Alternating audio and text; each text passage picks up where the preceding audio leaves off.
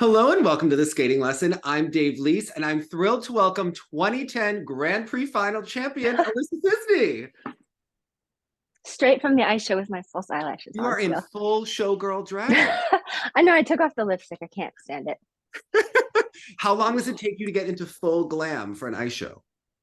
Not that long. I don't do that much. Except my hair doesn't curl very well, so that takes a while. All right, so where are you? You look like this is Adirondacks chic behind you. Like, what is happening? Jackson Hole. Shout out to the skating club of Jackson Hole. I was here for an ice show. Okay. A holiday show. What did you skate to? I did Chasing Cars, and then my Christmas one was supposed to be something.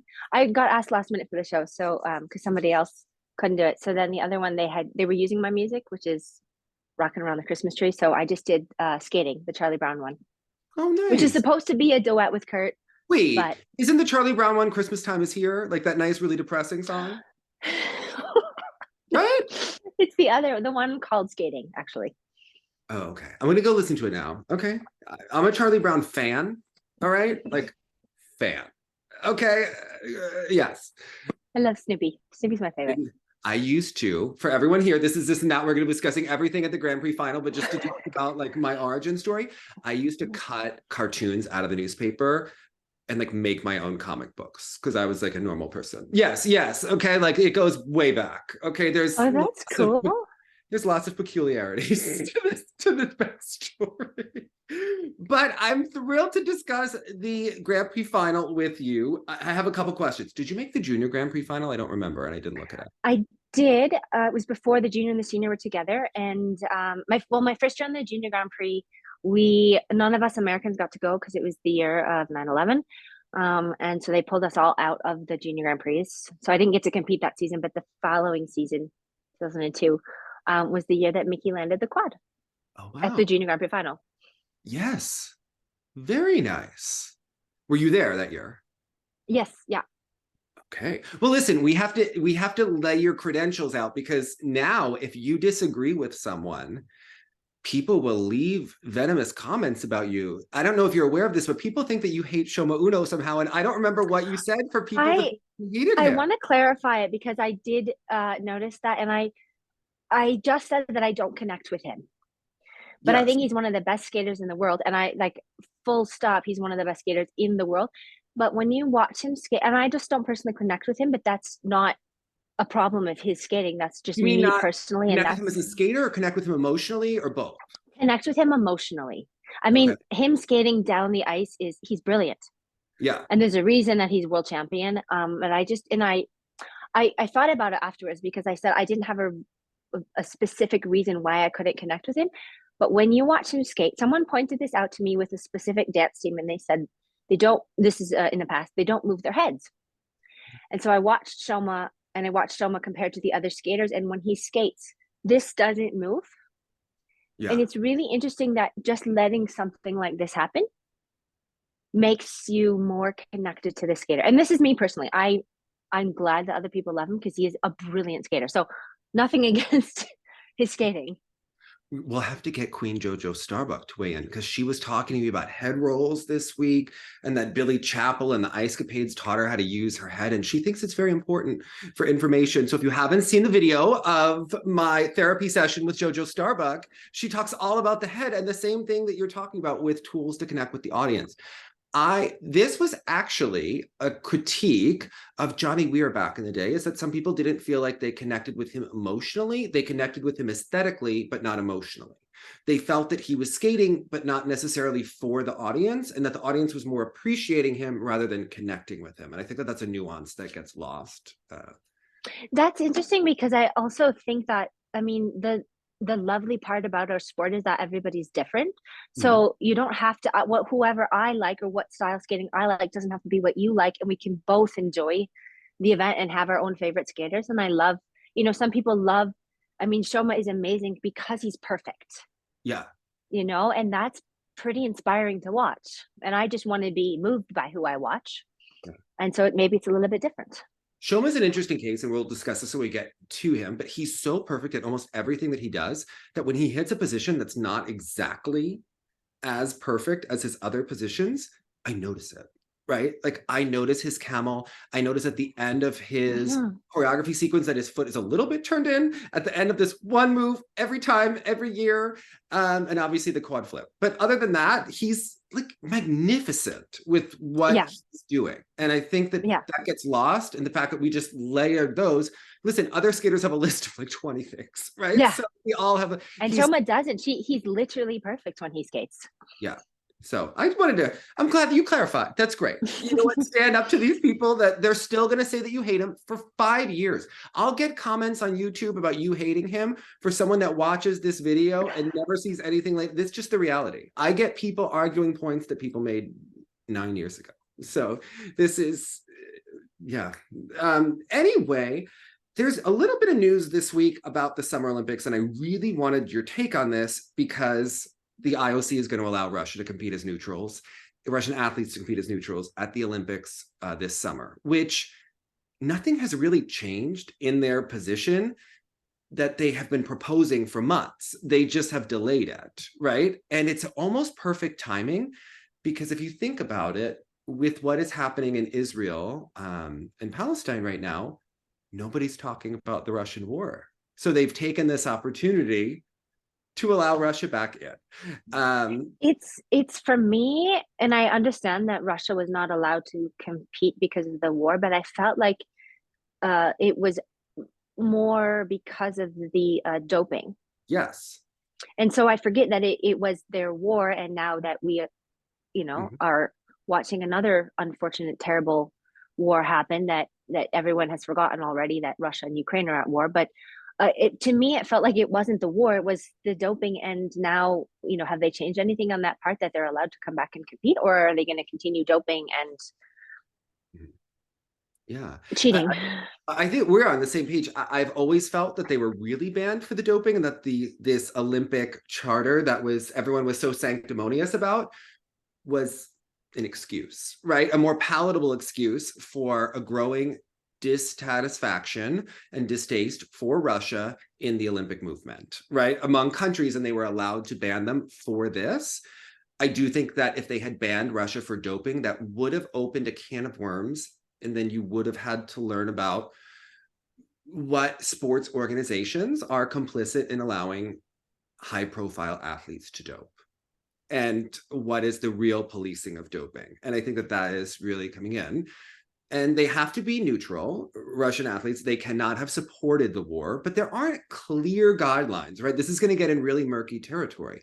There was an ice show in the spring of 2022 that Plushenko and his wife put on, where the athletes were then asked to wear the Z, the military Z on the shirt, and they went out in front of everyone. Now, the money for those ice shows also comes from Putin. They, Plushenko, Overbuk, and Novka apply for grants directly from the government to fund those ice shows. So the wording says an athlete has to be contracted with a military organization. Now, that could mean a sports school like CSKA in Moscow, where Sotnikova trained, but what about if the money is coming? They didn't talk about funding. And it's like there are weird loopholes. And I don't know if people are fully aware of the loopholes, because I don't know that I trust the ISU to take a firm stance at this point. Yeah, it's so complicated that I don't even want to think about it. But it's like, some countries have been doping since day one, and without the support of those countries and the money that they bring, then there's no sport at all. And what are we willing to compromise on? And some sports where doping is rampant have just decided or have talked about just letting it be legal. But I think then, I don't know, is it really sport anymore? Have you ever watched any of the Lance Armstrong documentaries where he starts talking about how everyone was doping and he was just the best at it, which is also true and also so complicated and messed up. And I can't, like, that's like getting into this like bizarro world level of arguments. So yeah. and then I grew up in my federation was saying, like, don't take any supplements because they're not, the FDA doesn't approve, or they're not not that they're not approved by the FDA, but you don't know what else is in the supplement that could test positive. So we're essentially like, don't take cold medicine, don't take any supplements unless it's like, the big name ones that you kind of know what's in it, or like, so our federation is not even thinking about doping. They're just thinking about making sure that you don't accidentally take something that tests positive. Well, think about Jessica Kellang and how that entirely Yeah, that was scary. her career. So eyelash glue. I mean, we're also now going to call them AINs, which is another terrible name. They come up with these terrible acronyms for the Russians in every Olympics. The AINs are those like aliens. Like this just like looks very strange. You know this is going to happen. This is very awkward. There are going to be no teams allowed. So synchronized swimming, which Russia has dominated, they wouldn't be allowed to compete. Hockey, they wouldn't be allowed to compete at this point in time. Okay. But they would be able to earn individual spots. And I think that as the Olympics become closer in Paris, there are fewer and fewer spots available because of the qualifying procedures, but there will be some Russians who will inevitably compete there. And then obviously this puts pressure on the ISU to deal with that. But I think in terms of skating, because the team medal isn't determined yet, that this... Oh, right. Right, Valyeva. Right, I forgot about that. But once that is done, I think the Russians will have a way back. And I've always said that I think it's going to be some sort of a settlement where, okay, if you take away the team gold medal, you give Valyeva whatever punishment, then it will clear the way for the other Russians to come back. And do you think that it will have changed because the age rule will be in place? Because what is it this year, 16 and then 17 next year? Yeah. Do you think that will affect? I was watching the juniors, actually, the junior Grand Prix final, the women, and thinking about that age and how it will change the senior. I mean, how many of the past women's Olympic champions are 16 or 15? I mean, so many. Right. And even going back to Sarah Hughes and Tara Lipinski, and Oksana was 16 as well. Yes. So that I'm so curious about how that will change the nature of our sport in the Olympics, especially. Yeah, and I think right now we're in this weird spot in the age rule. I made a list of everything that's impacted skating since 2022, or really since 2021, think about it, because when I was watching some of the disciplines at the Grand Prix final, I think the men are doing great. I think dance is in a good, healthy position, but I thought that there were obviously holes in pairs and in the women's disciplines, right? Where the level wasn't exactly what it might have been.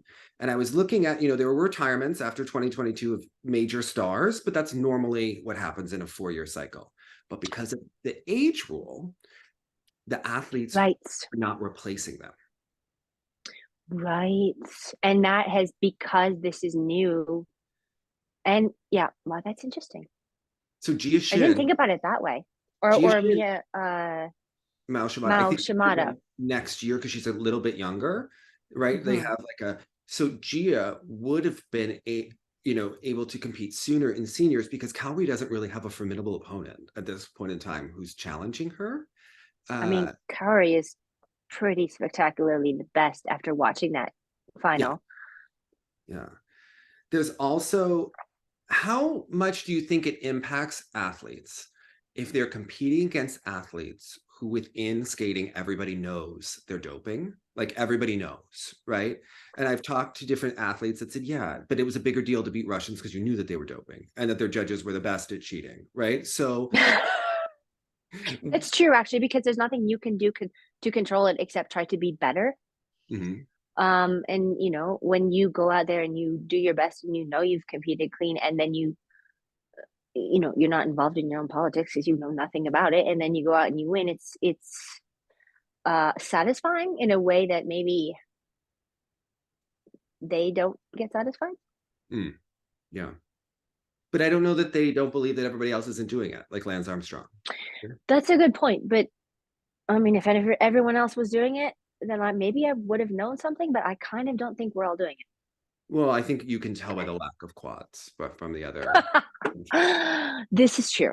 Do you notice that we don't see them anymore? Did you it's when I watched Russian nationals, 2 years ago, perhaps, and there were 18 quads attempted in the women's free program. 18 quads attempted in the women's free program. Then you get to junior worlds and senior worlds, and how many? 4? It was like Alyssa Liu, oh my goodness, the Japanese Wakaba girl. No, well, she was doing triple axel, but just in terms of quads, you're putting me on I the spot. forget her name. Oh my goodness. Now she wanted to No, but this is before, and I can't remember. It was somebody. There were like 3 senior women and a couple junior women, non-Russian, that were trying quads, and like, okay, that makes sense to me. That number of people, because we know how hard quads are for women or for girls. Easier for girls, harder for women. Yeah. We also have the fact that Peacock happened in the middle of all of this, and the lawsuit against Alexa and Brandon's music. And Peacock, when things went behind a paywall, it's less accessible. And even in Russia, they have internal broadcasters who are now taking skating off of the internet, so it's not as easy to watch on the channels anymore. And it's because of the broadcaster that's now in charge of skating. We also have, the war in the Russia band, the fact that they took up all of the oxygen in terms of the drama at these events. Even if people didn't love the skating, Eteri and the theatrics was so great.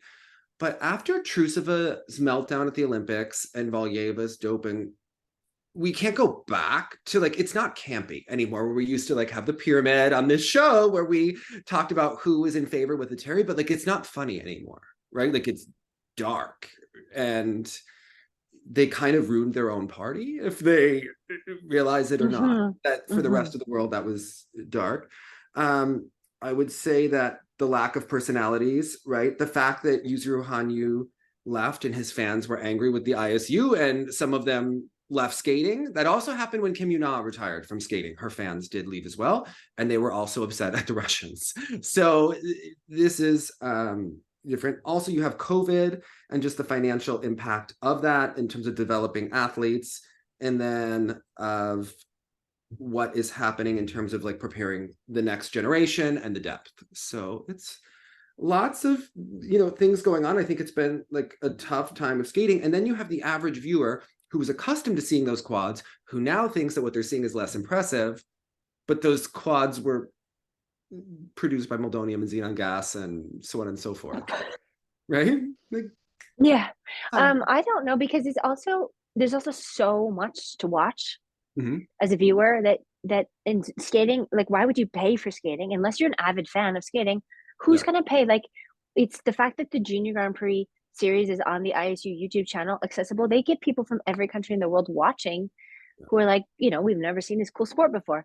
But for most of us who have to pay to watch skating, I mean, I'm not paying to watch skating, and I'm a skating fan. I'm a skater. You know what I mean? Why would I want to go spend money to watch, because I have other things to do in my life? So I think that is killing skating, the fact that it's not free to watch. And I also think the fact that so many former champions are turned off to the current state of skating, between the actual skating rules, the doping, the politics, it's left a bad taste in the mouth of many people. So when we look at people to have guest co-hosts, I don't think people understand how many people simply don't keep up. This is true. Yeah. And it's interesting. But yeah, I just thought it was a time. But I want to know your take first on the junior women, Jia Shin and Mao Shimada. What did you think of them? There was the commentators were kind of discussing their competitive rivalry, which is really developing. It reminds me a lot of Mao and Yuna, because they're so close in age. They're from Japan and Korea, and they have a lot of similarities. They're both very pleasant, artistic-ish skaters to follow. Well, first of all, with Mao, it's really hard as a junior to just to she won everything last year, and then she couldn't move up, so to have to defend as a junior somehow is harder, because you feel like you're defending yourself against younger up and comers, but yet you should be senior because you won everything last year. So then in order to lose against someone who's coming up, I don't know, there's something about it. And I remember very few people in the past stayed junior. I think Adam Rippon is the only one who's ever defended his title, Junior World, right? Yeah, and he wasn't expected to win it the second time. Mikhail Breshna and Florent Amodio were really favored going in, and Adam really delivered. Yeah, But I think it'll be interesting because now the juniors have to stay junior longer. I'm curious to see how that will affect them as a senior, because maybe it's more experience with less pressure. Mm.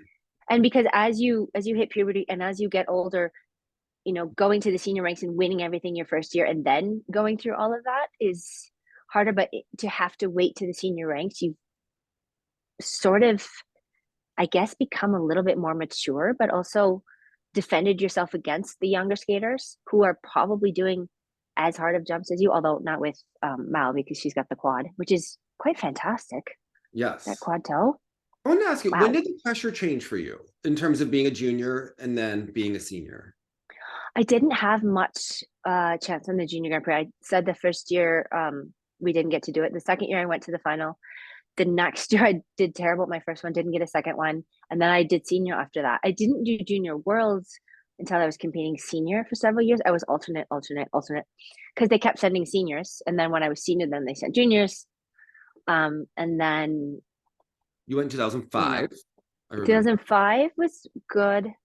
I did, I have a small medal from the event, which doesn't count as anything, which was the year that Mao did her triple axel and won. And then the next year was after I had won Skate Canada and went to the final. As a senior, did poorly at nationals and had to go to junior world, and I didn't want to be there.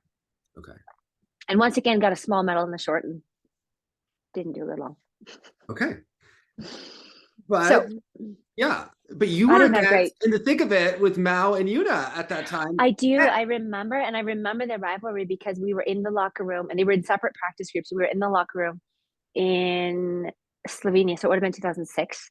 And Yuna ran out to watch Mao's program when she heard her music in the practice. So there was a definite rivalry, and they were definitely pushing each other for sure. They were both brilliant. I think anyone with eyes would have known. And you know, because they had each other, I think that they both became better skaters. Because like Gia and Mao, I think Mao being as brilliant of a jumper but also a skater she's really keeping the level high for the juniors. And they're all good. I watched all 6 of them. I think it's great for skating if they can both last. Like, I think we have to really they both last, and that this keeps developing, because it was such a great storyline for the Olympics, and then they continued on.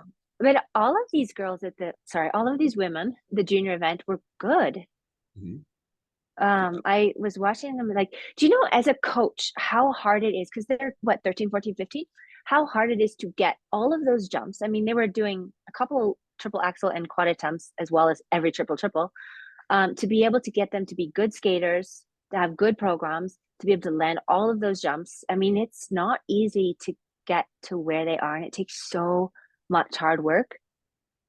And I know that they're young, but they're all good skaters, and they all have such good potential. I noticed that, and this isn't a criticism against Caitlin, I think that they strategically try to make Mao Shimada a very well-rounded skater in terms of her musical choices. I liked her short program. Okay, I didn't love it. It's not my personal taste, but I respect that they are trying to make her versatile, right? They should, because she's at a good age where she's not trying to break into the senior ranks, or she's not trying to defend a senior title. So now is a really good time to start to branch out and try other styles. And I enjoyed it. I thought it was really charming, actually. It is charming. You know, it's just, I don't think it's as natural for her. Of course not. Right? Which is why it's good. Yeah. For her to try that. Last year, I thought the same with The Lion King and with her free program. The free program was great. I thought the Lion King was okay, right? It was good. Nothing that she's going to do is bad, right? But I don't, you know, but I think that Gia stays in that box a little bit more, right? Like, she knows what she's good at. And where did I write them down? Oh, yeah. Oh, but I mean, so I had to look up who choreographed it, because I loved her. The short program, it must have been the free program. It was a David Wilson program, which I loved. You could tell by the formula. Are you loving it? But I did. I loved it. She's great. But she has great personality. She has good personality. And I thought that the programs presented that so that you could get to know her as a skater, not just, wow, she's really good and she's pretty to watch. because of her strength with the toe jumps, she's very reminiscent to me of Yuna. Like there's a similarity there, just in their physicality. Although I think Yuna was a Yeah. little taller. And I don't know who's teaching jumps in Korea, but like Yuna, they all have textbook technique. Yes. Yes. And you know what I appreciate so much? When they land the first jump and they do the second triple, there's no like rejig and go. There's such nice flow. Yeah. It's That's how really it's supposed to be. nice. She will need a triple axel or quad, I think, but I don't think it's. But she backloaded her jumps Yes. to compete against that. Yeah. Do you think one is inherently better, or is it okay if Gia is playing a slower race than Mao? I think it's okay. I think Mao is a better skater because when you look at her knee and her ankle went across the ice, and of course she has a quad and a triple axel. But I think that the game is not now. The game is 2 years, 3 years, whatever it is to the Olympics, and so a triple axel and a quad are hard to keep, but there are other things that stay longer, whether it's consistency or your personality on the ice, your skating skills, or your spins, or whatever it is. Like I think I'm really looking forward to watching that. I think it's really important that like one wins the short, one wins the long. Like the more it goes back and forth, the more it's kind of like this. And I think that was part of the crucial ingredient to Mao and Yuna, right? Absolutely. Absolutely. I know that the fans will choose one or the other that they are, but I think for the sport, it's really good if they can go back and forth because that creates interest. So absolutely. I do just, the interesting thing is now that they say that Gia is working with Yuna, like I see Yuna more in Gia, whether or not she's had that big of an influence, I like see it, but I actually think she has improved her performance skills over the last several months. Like I do notice a difference. So I also like that the junior free program doesn't have the step sequence.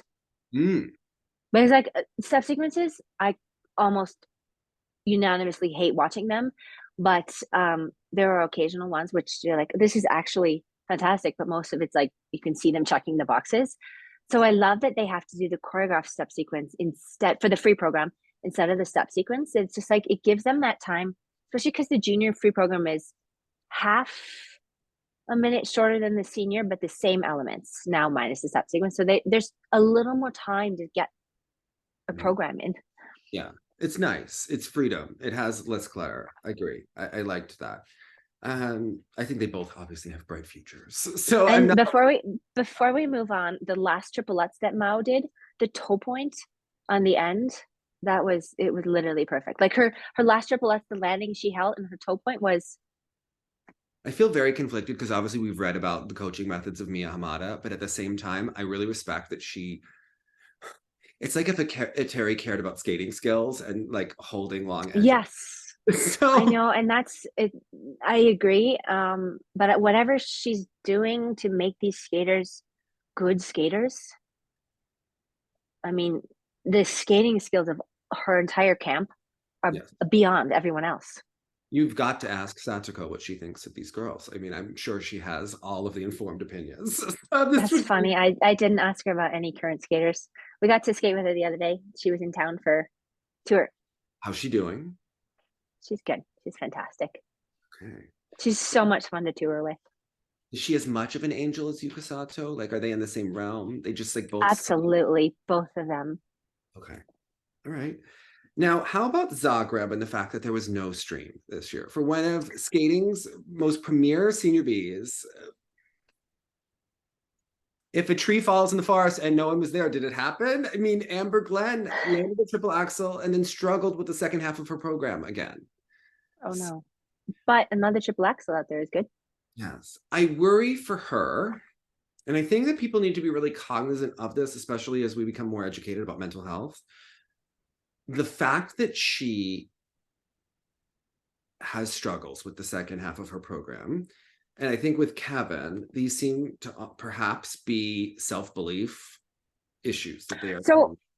So with Kevin, if we're going to go there, because he had a rough skate, is interesting because I feel like with Kevin, he has to have a rough skate because he's been skating so well. And like, you can tell that he's not built in a way for these jumps like the other boys are. The Mm. jumps don't come easily to Kevin, and every single one is a fight. You can tell.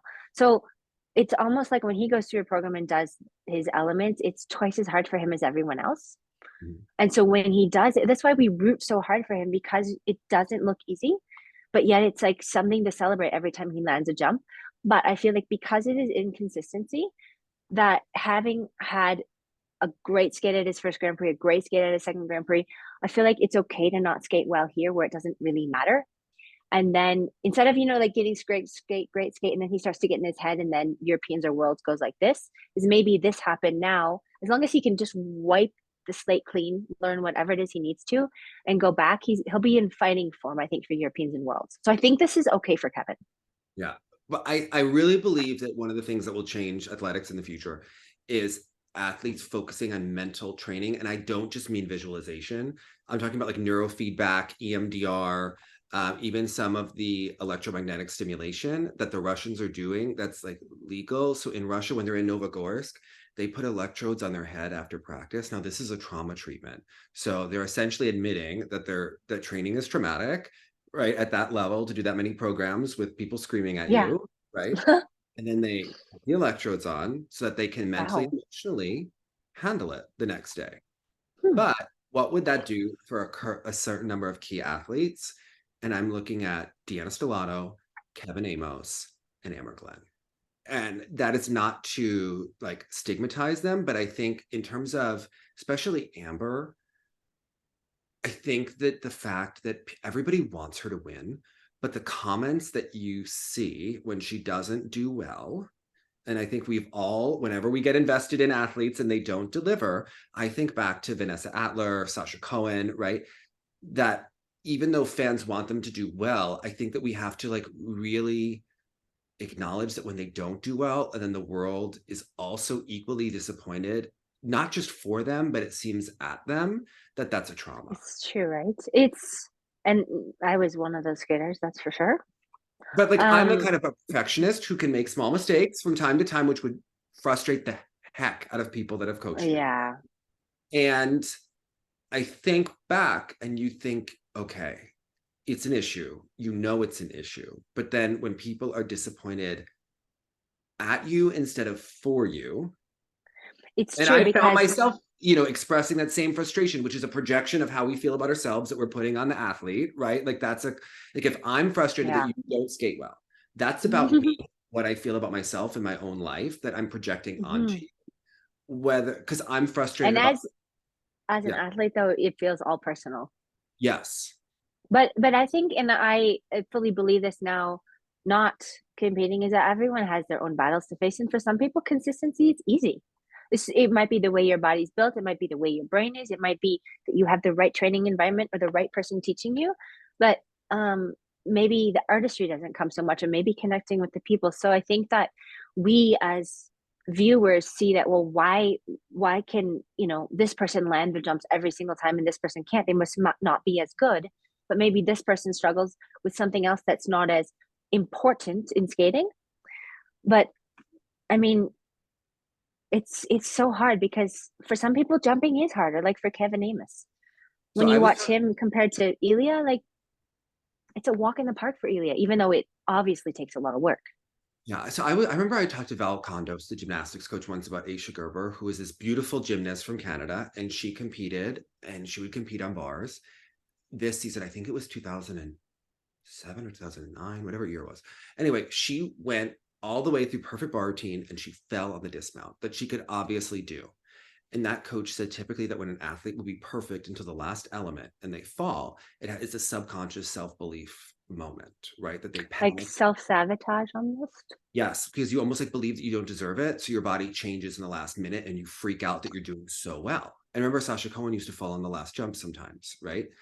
And I think, and it's interesting because Aisha Gerber's coach, Elvira Sadi, has now been banned in Canada for abusive coaching. So then you think back, okay, so this girl had trauma that she was coming up against. And if we come from a trauma informed perspective, that's interesting. So then when we look at Amber and we look at Kevin, I'm very interested in what their backstories are, right? And True, so true. And it might not be their coaching, it might be other things. And Yeah. something we may never know, but that I think as viewers have to be a little more compassionate. Yes. Yeah. And I think that that's how society is changing, that we can all grow and together. Right. And I think with Kevin, I reached out to Sylvia and I asked her because she will send me clips if I ask about, look at how well he's skating in practice. I know he can do it, you know. We all know he can do it, but we all want him to do it too. And she said that when they're in the kiss and cry, he often expects that he's going to score lower than he does. So he doesn't have a belief in himself. Yes. So, I hope he knows how much we're all rooting for him. We're all rooting for him. We all think he's great. We all think he's fantastic. Fun, right? We love his drama. We love the mess with him and Sylvia. What is going on there? I mean, that is just, that's but we talked about Shoma being perfect, right? Mm-hmm. And Kevin is not. I mean, when Kevin jumps, he might land or he might not land. And when Shoma jumps, he's usually going to land, even if it's that mm-hmm. landing that he has. But that's part of the reason why you want to root for Kevin, is because you know it might not happen, but you want it to happen because he gives us everything. Like, he wears his heart on his sleeve, and he gives us everything that he possibly has, and we want it for him.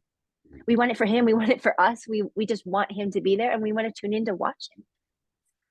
How do you feel if you were a judge or if you were a skater that had to do it with the boards and the getting so close to the judges? That would make me so uncomfortable as a skater. Okay. 2 times. Everybody did it at the Grand Prix final. 2 times I enjoyed it.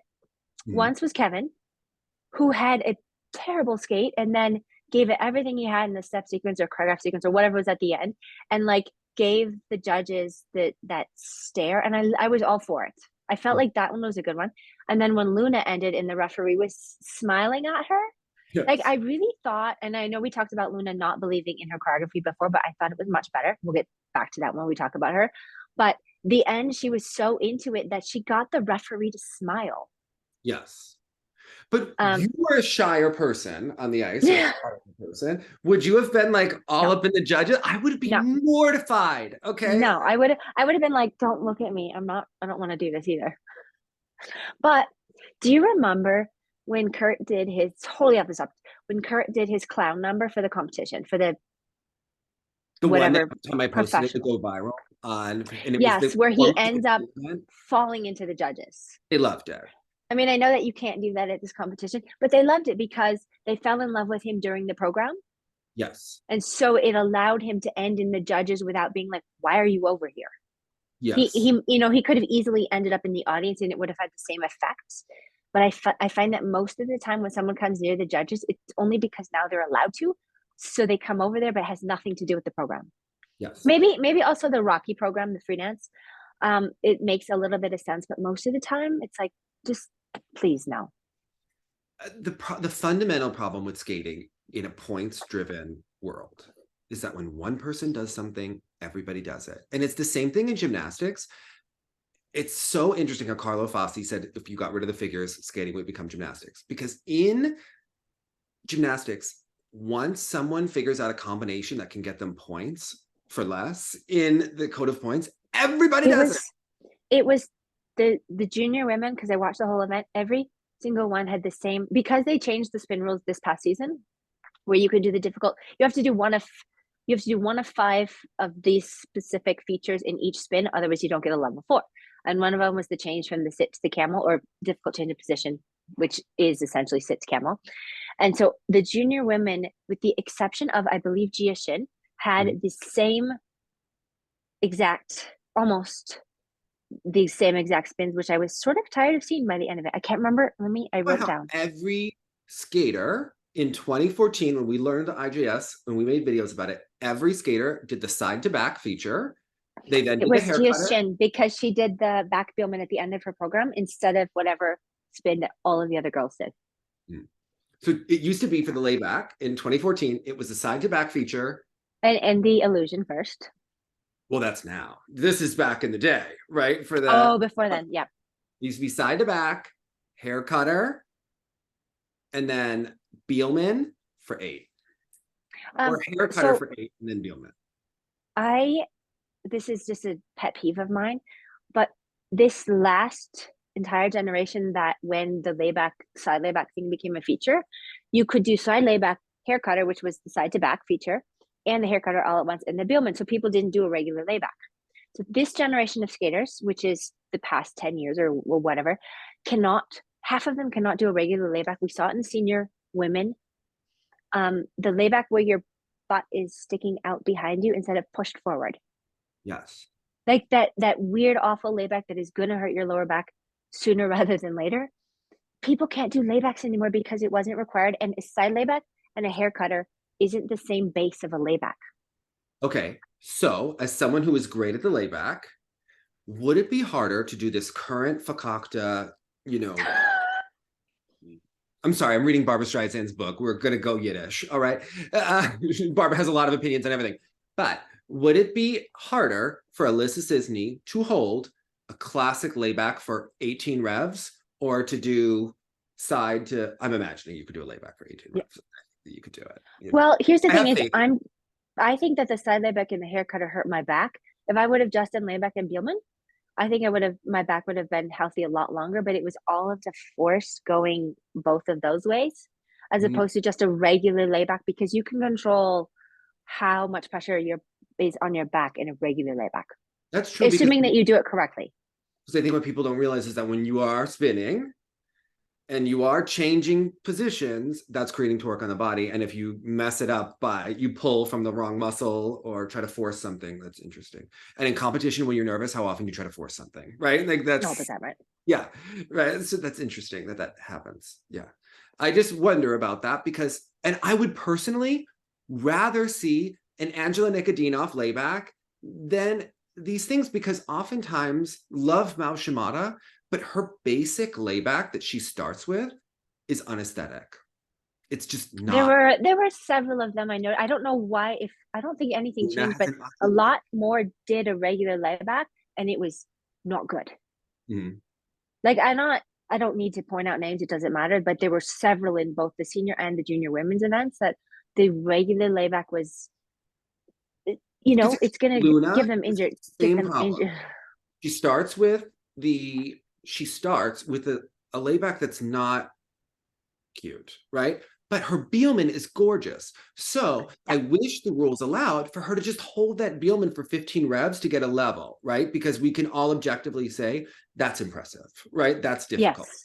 Yes. Rather than this cookie cutter, and allow more individuality so that everybody doesn't look the same, and then you can match it to the music better, because these spin changes aren't being musical.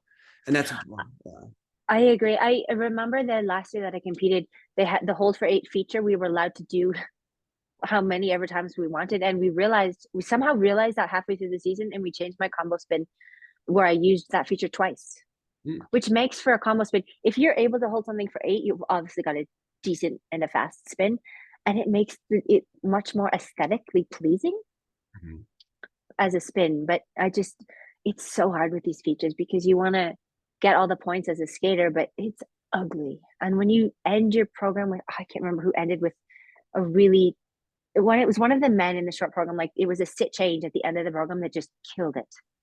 Okay, so you are a skater, you're appreciative of other skaters, but you're also a competitor. And when you're a good spinner, like Alissa Czisny, and someone's going to shade you for your jumps, right? But then you see Karolina Kostner and Kim Yuna doing their laybacks. Do you give some side eye to that when you're like? Do you know what bothered me as a competitor, and now watching, because I was watching this, is that when somebody has a bad spin, they still have pluses from the judges. And when I had a bobble on a jump, or when someone has a bubble on a jump, you get like -5s from the judges, unless it's political and you don't. But I remember competing against people who spin travel from here to there or further, and they would get pluses, and I had like, not the strongest landing, and I would get -3s. Like, why are we not doing this for spins? It was like spins don't matter, and it does feel like spins don't matter. Yeah. And I saw that again. I was watching this judging, and I can't remember who it was. Somebody just doop, doop, doop, doop, and then caught up with their spin somewhere else, and they did not get minuses on their spin. So a lot of pair skaters used to rant to me about when Russians competed, because listen, pair girls will just tell you what they think. Okay. And we love them for this, but they used to have a thing where the Russians would have a beautiful position in a lift, right? Yeah. But the Russians valued the position of the lift, but not the distance that it traveled. So you would see a gorgeous position, but it would be Oh, blue line to blue line. Instead of the right. North Americans were taught that you have to go from end to the rink to end of the rink. And often the Oh, I Russians would didn't get know as that. many as 4 points. And this would be this whole debate about what is the better lift, unless you're Deanna, who travels wherever in a gorgeous position, right? But I just, and then you'd see a lot of the Chinese pairs who weren't doing beautiful positions, but they'd be getting great pluses on their lifts. So every discipline has its moments of contention, but I just thought that that was an interesting, like, eternal debate about what's better. And I don't know, I just hope that they bring back more individuality, especially because they've changed the age range, that these skaters are older. And I just find older athletes to inherently be more interesting, even though it's lovely to see Yeah. someone that has talent and potential. But I think that there's Mhm. something about the fact that we have watched Evan Bates since I was in college when he was competing at Junior Worlds, and Madison Chock when she was coming up with Greg Zerline. This is their best program ever. And do you know how hard that is when you've been competing as Mhm. long as they have been competing to come up with something new and better? Do you agree that I was right about the ice stands and that they are the best? I also love Piper and Paul, and I also love the Italians. And I don't know, I have no idea why anybody was in whatever place, but I love all three of them. Okay. I was And if we're okay. going to discuss them, then we should start with them. Uh, well, let's go back to we'll start with the women, then we'll go into the dance because there's a Okay. lot of fun to break down in the dance. Okay. Okay. So the women, I love Kaori. She's clearly the best. I don't love the programs this season, but I get that she's trying to look I more fun. love I loved her free more than I did the first time I saw it. I Yeah. felt like she either believed it. I liked it so much better that I went back to make sure it was the same program that I Mhm. watched at Skate Canada because I didn't enjoy it there at all. And here I really did enjoy it. Not the whole way through. I thought that she lost it, especially when she missed the one jump. And then it was like business, business, business. And then she got back to the program, which is fine. But I really enjoyed the beginning of it this time. Are they trying to turn her into Grand Dame? Is that like what the program is about? By the feeling good, like it's kind of classic, like she's like a So nightclub. here's my question when I was watching her is that we were talking last time about how we want their personalities and we want different things in skating. But also when you're a two-time world champion and you're going to go defend it, you can't do skate to anything. Mhm. Because figure skating as a sport, as a stuffy old sport, sometimes won't let you. As a world champion, you have to be something. Mhm. And so how much now does she have to work with without making us upset? But didn't you love her programs last year that she had that freshness that she I seems to? did. I loved her programs last year. I don't love them as much this year, and I'm not upset that I don't love them. Right. But this one is the free program is growing on me. I thought it was They're a trying to lot stretch stronger. it. Okay, there's a thought process behind her free program. I just don't think that she executes it well because it's not natural to her and she still struggles with her posture, right? And I think it's hard because her head and neck are forward to do the da, right? And she does that throughout the program, but that's clearly to try to get her to work on her upper body and presentation and to be more that.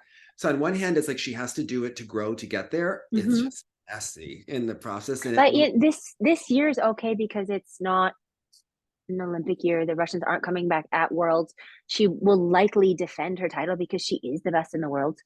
And watching her skate after watching, the six in a row, um, her skating skills, her speed, her jumps, her timing, her ability to show her personality on the ice when she's skating, she's the best. She's the best in the world. she just has to do her job. And she has more confidence now. And I noticed that. she admitted that she didn't feel worthy of winning last year. It's She didn't. hard when you're defending your title. I'm not saying that as a world champion. I'm saying that as like Yeah. Kurt was saying when he became a world champion, the first time he thought he had to be like Brian Orser, who was perfect all the time, and he had a rough year because he realized that like not everyone defends their title in the same way. But Kaori looked like she had a lot more confidence. She skated like it, and I also love that like her double axel at the beginning, which is Mhm. most brilliant thing ever, now makes people clap. It's not like just a throwaway jump to get rid of like the easiest jump in your program. It's like she has the best axel in the world with the most speed, into it and out of it, and people were like excited about it, and that was cool. Like she made it important to the world.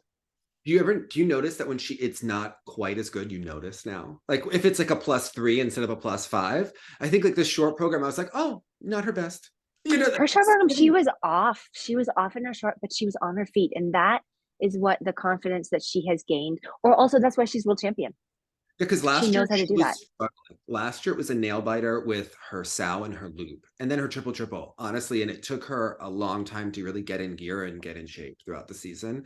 I think in shape mentally more than physically, right? To get that shape, because obviously she can do the elements. And I thought I was so relieved to see Isabeau's new dress for the free. Much better. I was going to mention that as well. I still think that it's two things. It's either the skirt is an inch too long, That's what Jenny but thought. because the skirt moves, it's so much better. Or to get rid of the gloves. Do you remember Michelle Kwan's red dress that was a 3/4 length sleeve and I had that same front? Oh yeah. I almost wonder if like she had 3/4 length sleeves, there's something, because the dress is beautiful, but it's almost too much dress. Yes. Because she's so little that she gets swallowed by these dresses. And the worst thing you could do is the nude gloves over the hand, because it never matches, and then you look like a skin condition or an alien, or like, so you have to either like go all out, get a nice manicure, and just eat it on that one time that you're going to grab that blade, right, barehanded. Well, it's not grabbing blades. I think some people just don't like competing with bare. And I've had friends that say like, I only will compete wearing gloves. And I'm like, I never had that choice when I was little. So get every day. Don't you ever like you practice gloves? You feel naked when you don't have the glove. Or your hands are shaking because it's cold, and you're like thinking about your hands.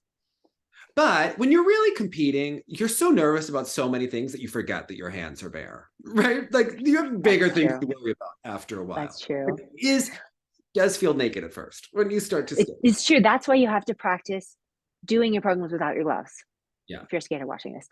Isabeau's free program was the best I have seen her skate in a long time because she was aggressive.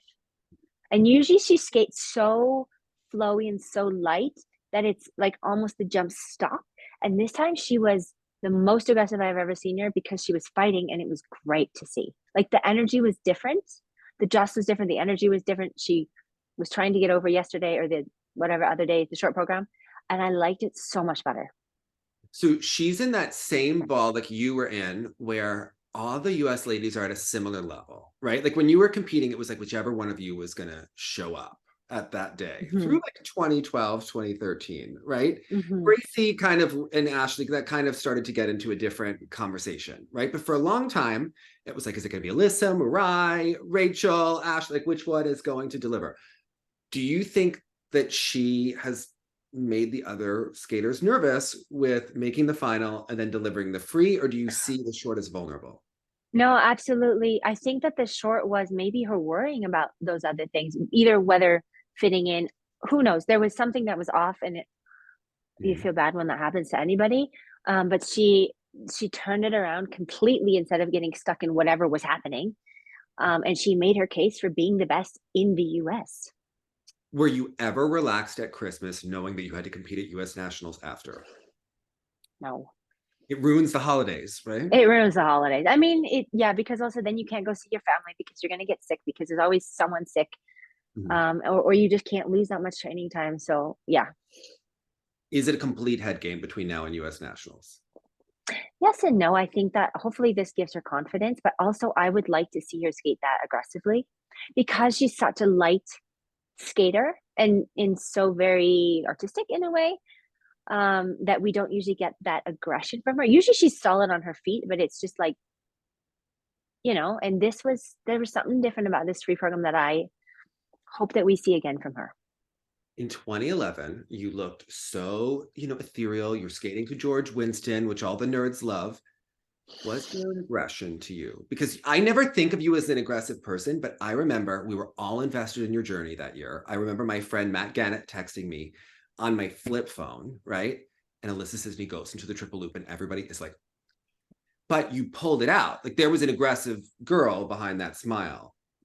Were you feeling more jazzed up? Were you angry about the year before? Like what was going on? No, I had switched coaches that year to Yuka and Jason.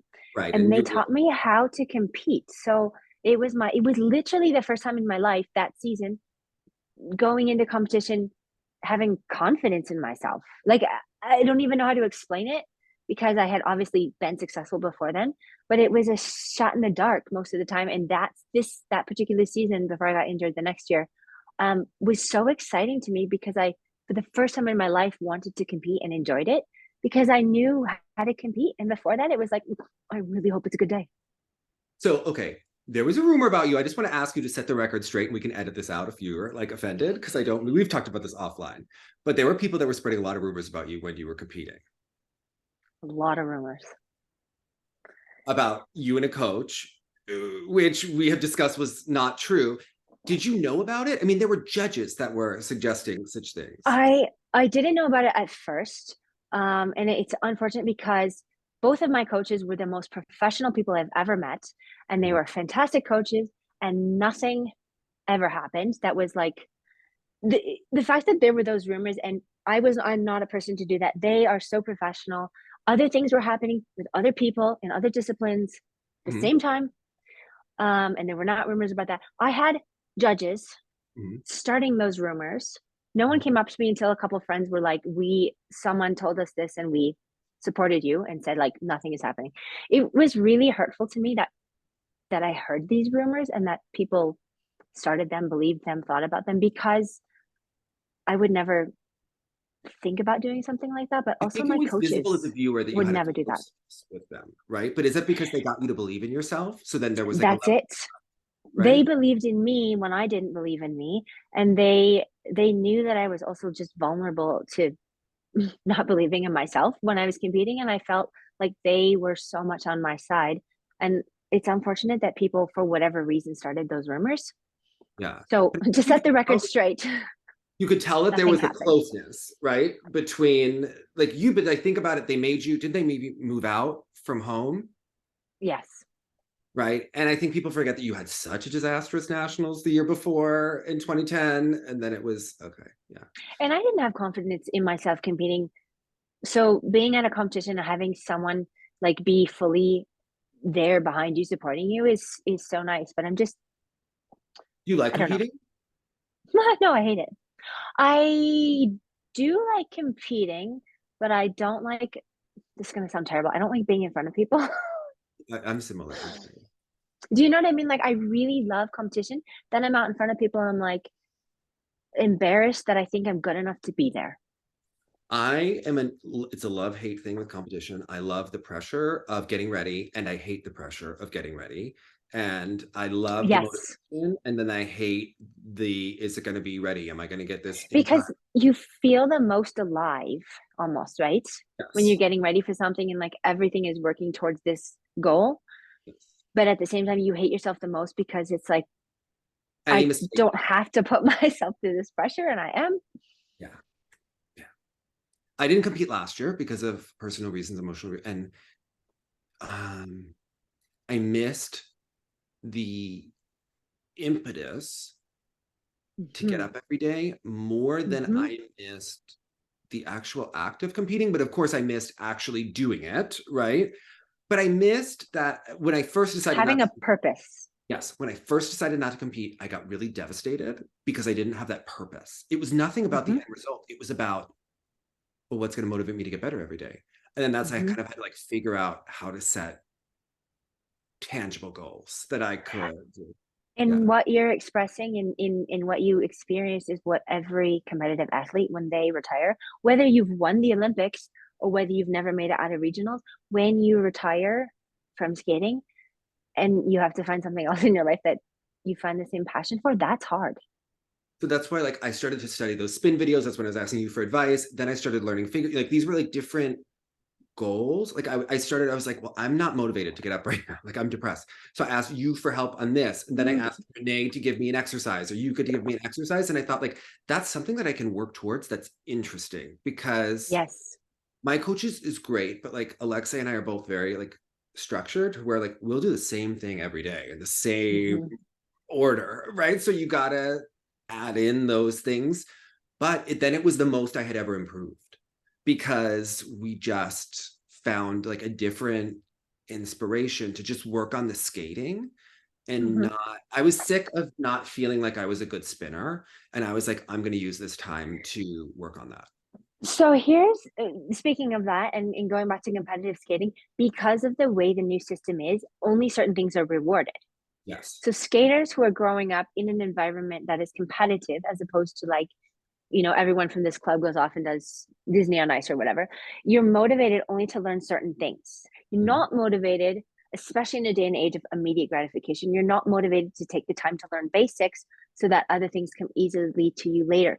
But so many skaters, they get to high school, they get to the end of the high school, they decide that, making sectionals was a great goal, but now they want to show skate.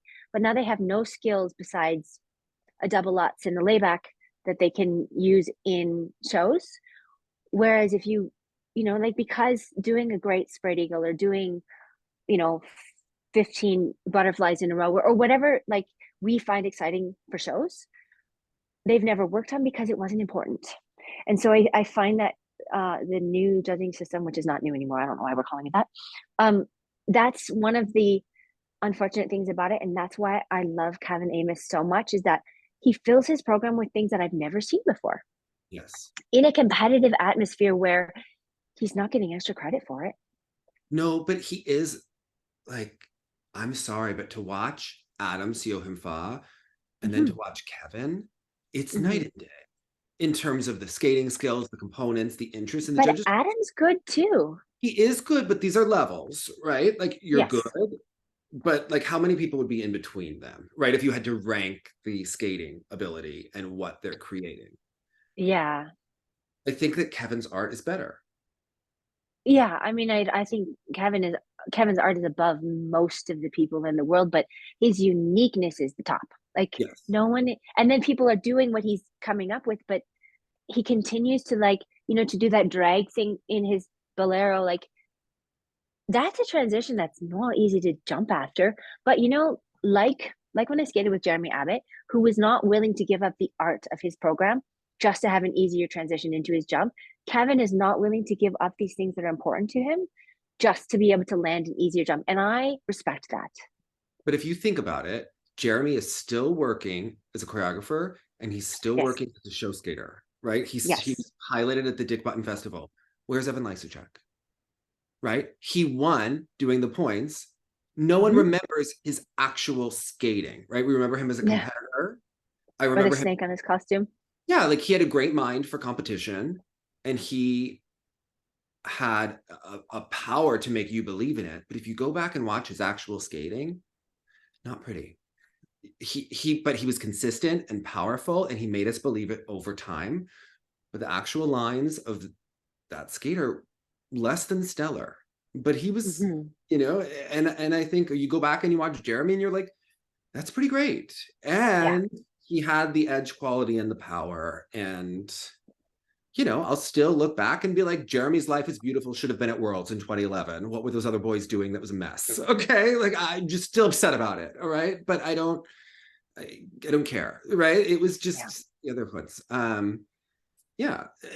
I think about the other women. What do you think of like Hana Yoshida and Rion Sumiyoshi? Like to me, they're nice skaters. They're not great. They're not bad. They're good. They're pleasant to watch because they have fantastic skating skills. Mhm. I thought that I hadn't not watched Rion yet. Like I obviously didn't watch those Grand Prix, right? Or if I do, I don't remember discussing her. But I thought that like she was fun to watch her free program because it was very entertaining. Like it was almost like she came to entertain the audience instead of coming for a competition. Sometimes that difference where someone's like focused and they're like just doing their own thing. It was like there was an ease about her skating, which made me feel comfortable just to sit back and watch her. Mhm.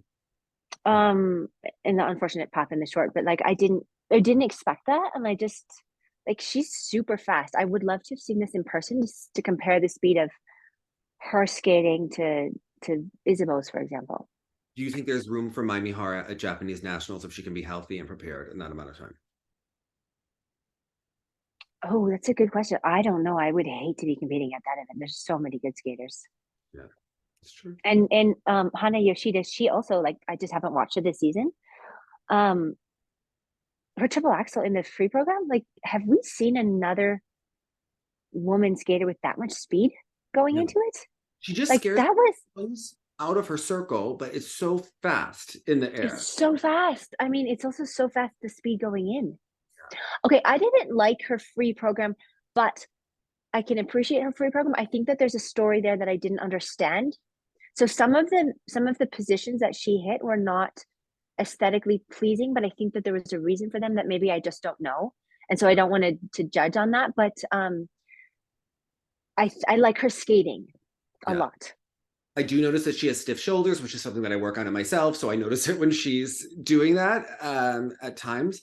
I do think that someone was explaining that her music is more of an Asian background, and the whole story is culturally it's a little bit different. So we might not be quite getting it. That's what I thought, so because everything was so stylized, and I'm pretty sure I'm the uneducated viewer watching it.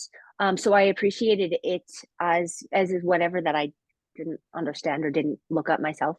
Because I thought it was really cool. I just think that she is better than that even. Like, I just, whatever the story was in the beautiful program that was put together, but I think from her short, her short was super fun too. I loved it. There was one with all the shorts, there was only one ballad, or there was only one classical, and it was Kaori. But every short program was different, which was really fun to watch, because sometimes we get stuck in the I'm emotional because I'm skating to a ballad. What do you think of Nina Petrokina? I find that she's really gritty and feisty, which is exciting, but she seems tight. And I notice that she often either under rotates or lands on the whole blade. And that's obviously from the takeoff. So what's going on that's causing this? You could tell she was there. Also, how cool is it that two skaters from Belgium are at the Grand Prix final? She openly talks about wanting to beat Luna and that she may be intimidated by her. That's funny. She looked intimidated at this event a little bit. Just her jumps were a little bit tight, and then they come down short because it's, that way. I think that we were talking about her short program and how I disliked her style of skating in her short program before. And I thought that it was more polished here. Okay. I thought that she extended her movements a little bit more. She held her positions a little more.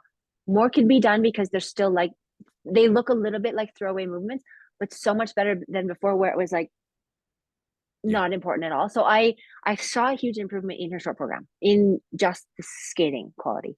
Still can't stand the backwards crossovers. Well, maybe you can work with her on that. Or she could go to JoJo Starbuck, who loves the crossovers. Yeah, but and then Luna. Yes. I'm still not for this free program, but it's not the style that I hate. It's the fact that some of the choreography also looks thrown away. Here's the element, here's the choreography, here's the element, here's the choreography, where we didn't see with some of the other free programs that were more intertwined. My complaint earlier in the season was that Luna didn't look like she believed in her program, whereas here she did, so I enjoyed it more. Especially at the end, she was selling it. Yes, I just think she needs inherently more confidence from her training. There's something that's not transferred. She looked stronger here, though. Her free program, I thought, looked a lot stronger, and her jumps were definitely bigger and more round. Yeah. I think it'll keep getting better throughout the season. They are trying to peak later. They've talked about that. And I know that she had injuries earlier. So I think my worry with this, sorry, I didn't mean to interrupt that. My worry with this program is that if everyone else skates cleaning the short and the free, along with Luna, will this program hold up amongst some of the others artistically? She has to give more. I just think I think it's the transitions. I think not the transitions. I think it's the connection of the elements with the choreography. She needs a little more of that Ashley full commitment. Full. It's coming though. It's getting better. They're clearly it's clearly like an influence, right? That kind of a genre. I noticed the end when she does the really difficult move where she goes in the squat at the end, which is cool, but it's so hard and it's not nailed yet. And it almost creates a little dirty spot that Michelle Kwan would say at the end of the program. It needs to be more polished, because the end of that program, it's coming to life, right? You need to really get everybody in. And it still looks like she's trying rather than doing. And I think with more months that can get better. But I would consider changing it if she can't do it seamlessly, right? Because Yes, this program needs to be perfect because but also like it's got to be such a hard program. There's so much high energy. And I was watching the broadcast with Ted and Mark and Reddy, and which I really enjoyed Mark's commentary. But one of them said at the end of her program that she really wants to bring different styles to skating. And that, like I said, I'm not against this style. It's just that it's not seamlessly intertwined with skating, which is why people don't pick this style, because it's really hard to do the style and skate. yes, to do a high energy like the hip hop with ice dance. Yes. Well, let's talk about men. You know, people thought that you had a lot of issues with Shoma Uno. So what'd you think about him here? Can we take a short break? Yes, absolutely. We'll be right back. All right. So what did you make of Shoma here? I mean, we were just talking about how he's perfect, right? Like when he skates, his skating skills, his movements, the fact that everything, the transitions are all seamless. Like I'm not against that. It's perfection. But like I was saying, he doesn't move his head when he skates. And so he doesn't give us that vulnerability that makes us connect. So aesthetically, perfect, which is to some people, and that's like totally cool, is that like that's what they want. I just don't, that's why I said I can't connect. I also think inherently, structurally, both programs are two pieces of music put together. And I don't find that either one has an emotional arc the way that his programs have in the past. So I agree, because the free program ends so quietly, which I didn't mind for the second half of the free program, because I thought that he's such a good skater that the music is so quiet, and yet it was almost like his skating stayed quiet while it was exciting. But then it just ended. Yeah, I would really switch programs going into Worlds if I were him. I just also, yeah. Do you think, like, what would you have him do? One of his old programs or something different? Yeah. Dancing on My Own, even the one from last year. Yeah, I think it's just not, it's not bringing out his best. And I think it's costing him 0.25, 0.5, and some components, depending on the day. And against Ilia, he needs all of those points. And it's still competitive. And yeah. Especially in the What about his short? I liked his short.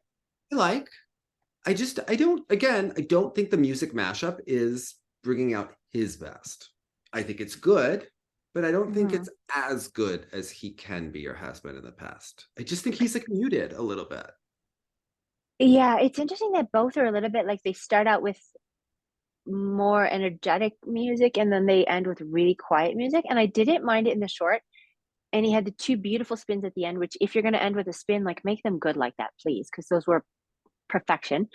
And I didn't mind that it ended sort of quieter, but the free program, like you want to celebrate, and sometimes getting the crowd behind you gives you those extra few points from the judges, because your skating gets the crowd on their feet, and then the music gets you to get the crowd on their feet, and then by doing so the judges are like, well, that was the best.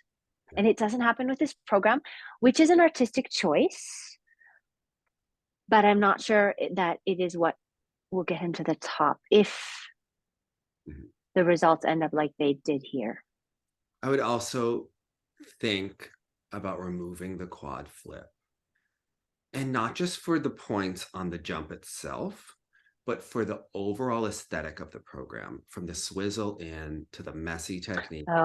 It gives that impression. Yeah, I do love the two quad toes in the second half of the program, though. Those are perfect. I mean, like, and that was with the quiet music and the free, and I really enjoyed that section.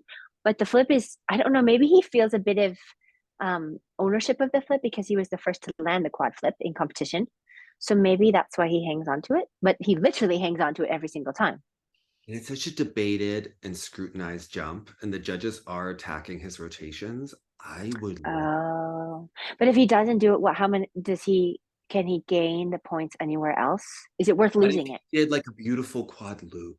right? Which he's done in the He's past. done quad loop, that's right. He's a beautiful edge jumper. He's got beautiful knees. And I think Mm-hmm, it'll be a mm-hmm. better jump for him, even though it has a lower tariff. It would be ultimately, I think he would get the points back in terms of the overall impression of the program, which is like subconscious in a judge when they are doing the points. And I think it would just be smoother. Yeah. There's something inherently jerky about the way he goes into the flip.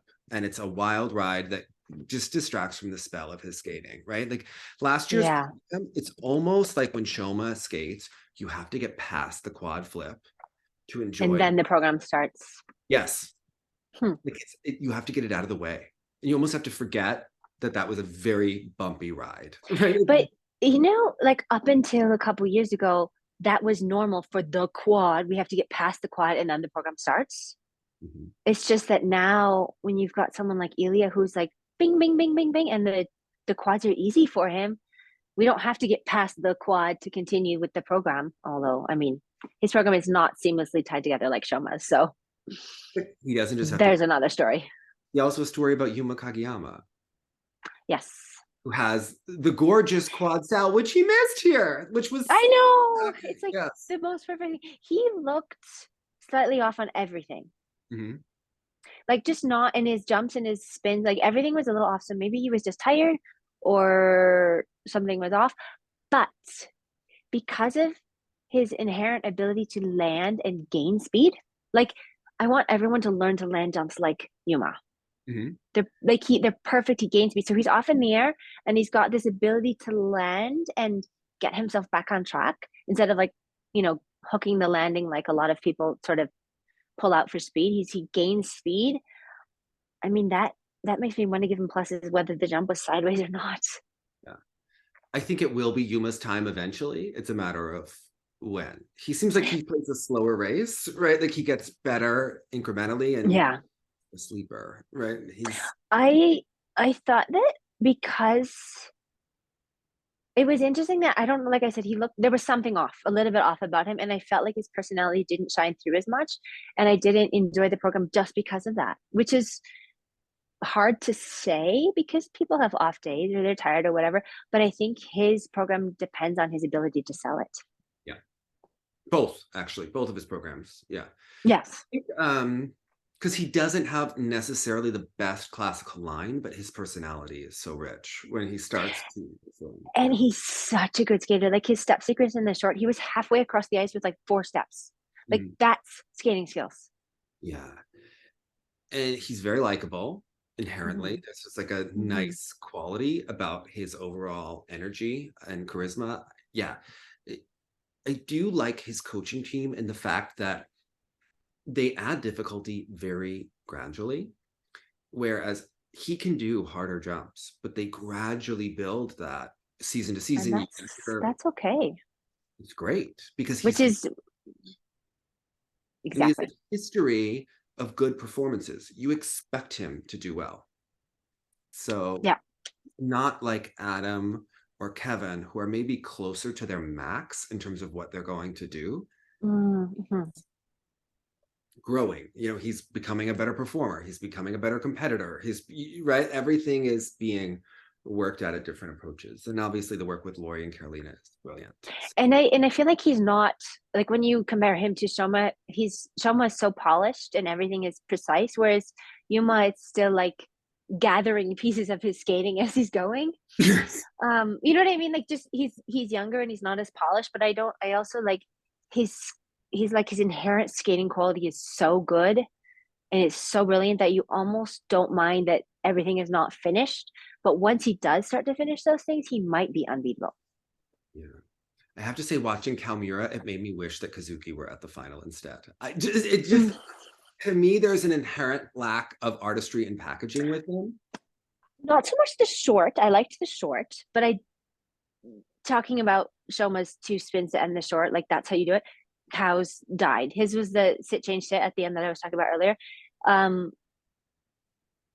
Like the whole program died because of that spin at the end. Like just choose another spin to end the program if you're going to do that. There were 5 interesting skaters and Kao. in the But final. in his free program was very like he lost the choreography in order to do his job. But also Mark Henready on the broadcast mentioned that he didn't do the practice that day or the day before. So every single one of his landings was sloppy. I'm wondering if he's injured, and that's why also he lost the choreography in order to get the jumps done. There was something that was off about it. And his packaging is inherently muted every year. It was the same problem last year where they went to that off-white color with the suspenders, and I just don't think it does anything for his line or his engagement. And I think he's someone that needs stage makeup to pop on the ice. And I mean, the fact that he skated right after Kevin too, like Kevin was so intense, and then he was out there, and it was, a bit more vanilla than what we just saw from Kevin. So we couldn't get into it. But I think that he lost a lot of the free program just trying to get through it for whatever injury or illness or whatever's going on. What'd you make of the pairs? This is the are you just skipping Ilia? Oh, we skipped Ilia. I'm so sorry. I didn't mean to skip Ilia. We touched on him, and you talked about his program being not so seamlessly done. I thought his short was great. I really liked it. You know what? Like the Ilia from last year and Ilia from this year it's a world away. So he's gonna get there, and that's okay. If he continues to take it seriously like he is and to care about it, then he's on track. Like that boy's ability to jump and spring into the air, and Adams too, like whatever they're doing for off ice, I would like to know, because those jumps look so easy. I just think with Ilia, like he just goes boom. I've never seen him miss a quad axel. I've only seen him pop, but I've never seen him fall. Like in practice at Stars, I've never seen him fall in a quad axel. I just want him to work on his refinement. I think it's coming. He is young. Yes, he is young. I just think his team, I think he needs Sandra instead of Shaylin. And here's why. Because his style... Shay was a good step for him. Yes, absolutely. But it's becoming a reductive version of Nathan Chen. And if he doesn't do something different, the Raphael influence, the Shay influence, it starts to look very similar. And I thought the free program costume was inherently Alexei Ermanov knockoff, like Misha in the worst way. And I thought that the bottom of it was going to bug me. The flapping. And the gloves. It just looked like Ermanov to me. And I just think he needs to look. He needs to decide, and his team needs to decide. It's going to be controversial when I say it, but I'm just going to put it out there. Is he a North American skater or is he a Russian skater, right? Because he's giving you Mishin, Tuberidze program, but is his aesthetic, it's in between, right? His parents have that other sensibility, but then he works with Shaylin, but they almost have to decide which way they're going to go. And I just think if he wants to really appeal to everyone, I think he needs to get the Paul Wileys and the JoJos and the American icons behind him, because there's just inherently a quality about him and his personality and his team that's very Russian. And I don't think that American audiences or skating public respond to that as much. So I think politically help to just dull the edges, the sharp edges a little bit, right? To just make him a little bit more classic, and also to work on pointing the free toe. And his skates are very boxy, which doesn't help. He looks like he's wearing shoe boxes sometimes.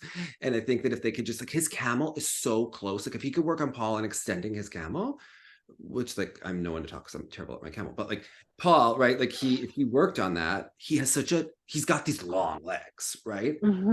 But these feet are kind of flexed. So if he could just work on turning them out and extending them, which he can clearly do if he can do a quad axel, and he has. I was noticing the lack of extension just in his skating after, when you're comparing all the top men in the world. Yes. In the same event, and he's lacking in that area. But when you pop off a quad, it's nothing. I just think his agent is Russian, his parents are Russian, right? But you're competing for the US, and you know how the USFS is. They are old school. That's I just interesting. I'm curious what, like, this is why you go to someone like Sander who knows how to package you in the right ways at the right time in your career at the right age, Mhm. that adjusts, like someone who just does choreography and picks music. I mean, like, that's why someone like Sander's so brilliant. Yeah. I just think that they play the Russian card with him, which who he is, but at the I same mean, time, how many Russians have won the last Olympics for the men? So I mean, they have a point. yes. I just I think the deficiencies in his skating. I don't know that the US judges appreciate the deficiencies in the Russian skating as much of that aesthetic. Oh, I What I'm know what you trying mean. And if there are no Russians in the game, I don't know when they're coming back to figure skating.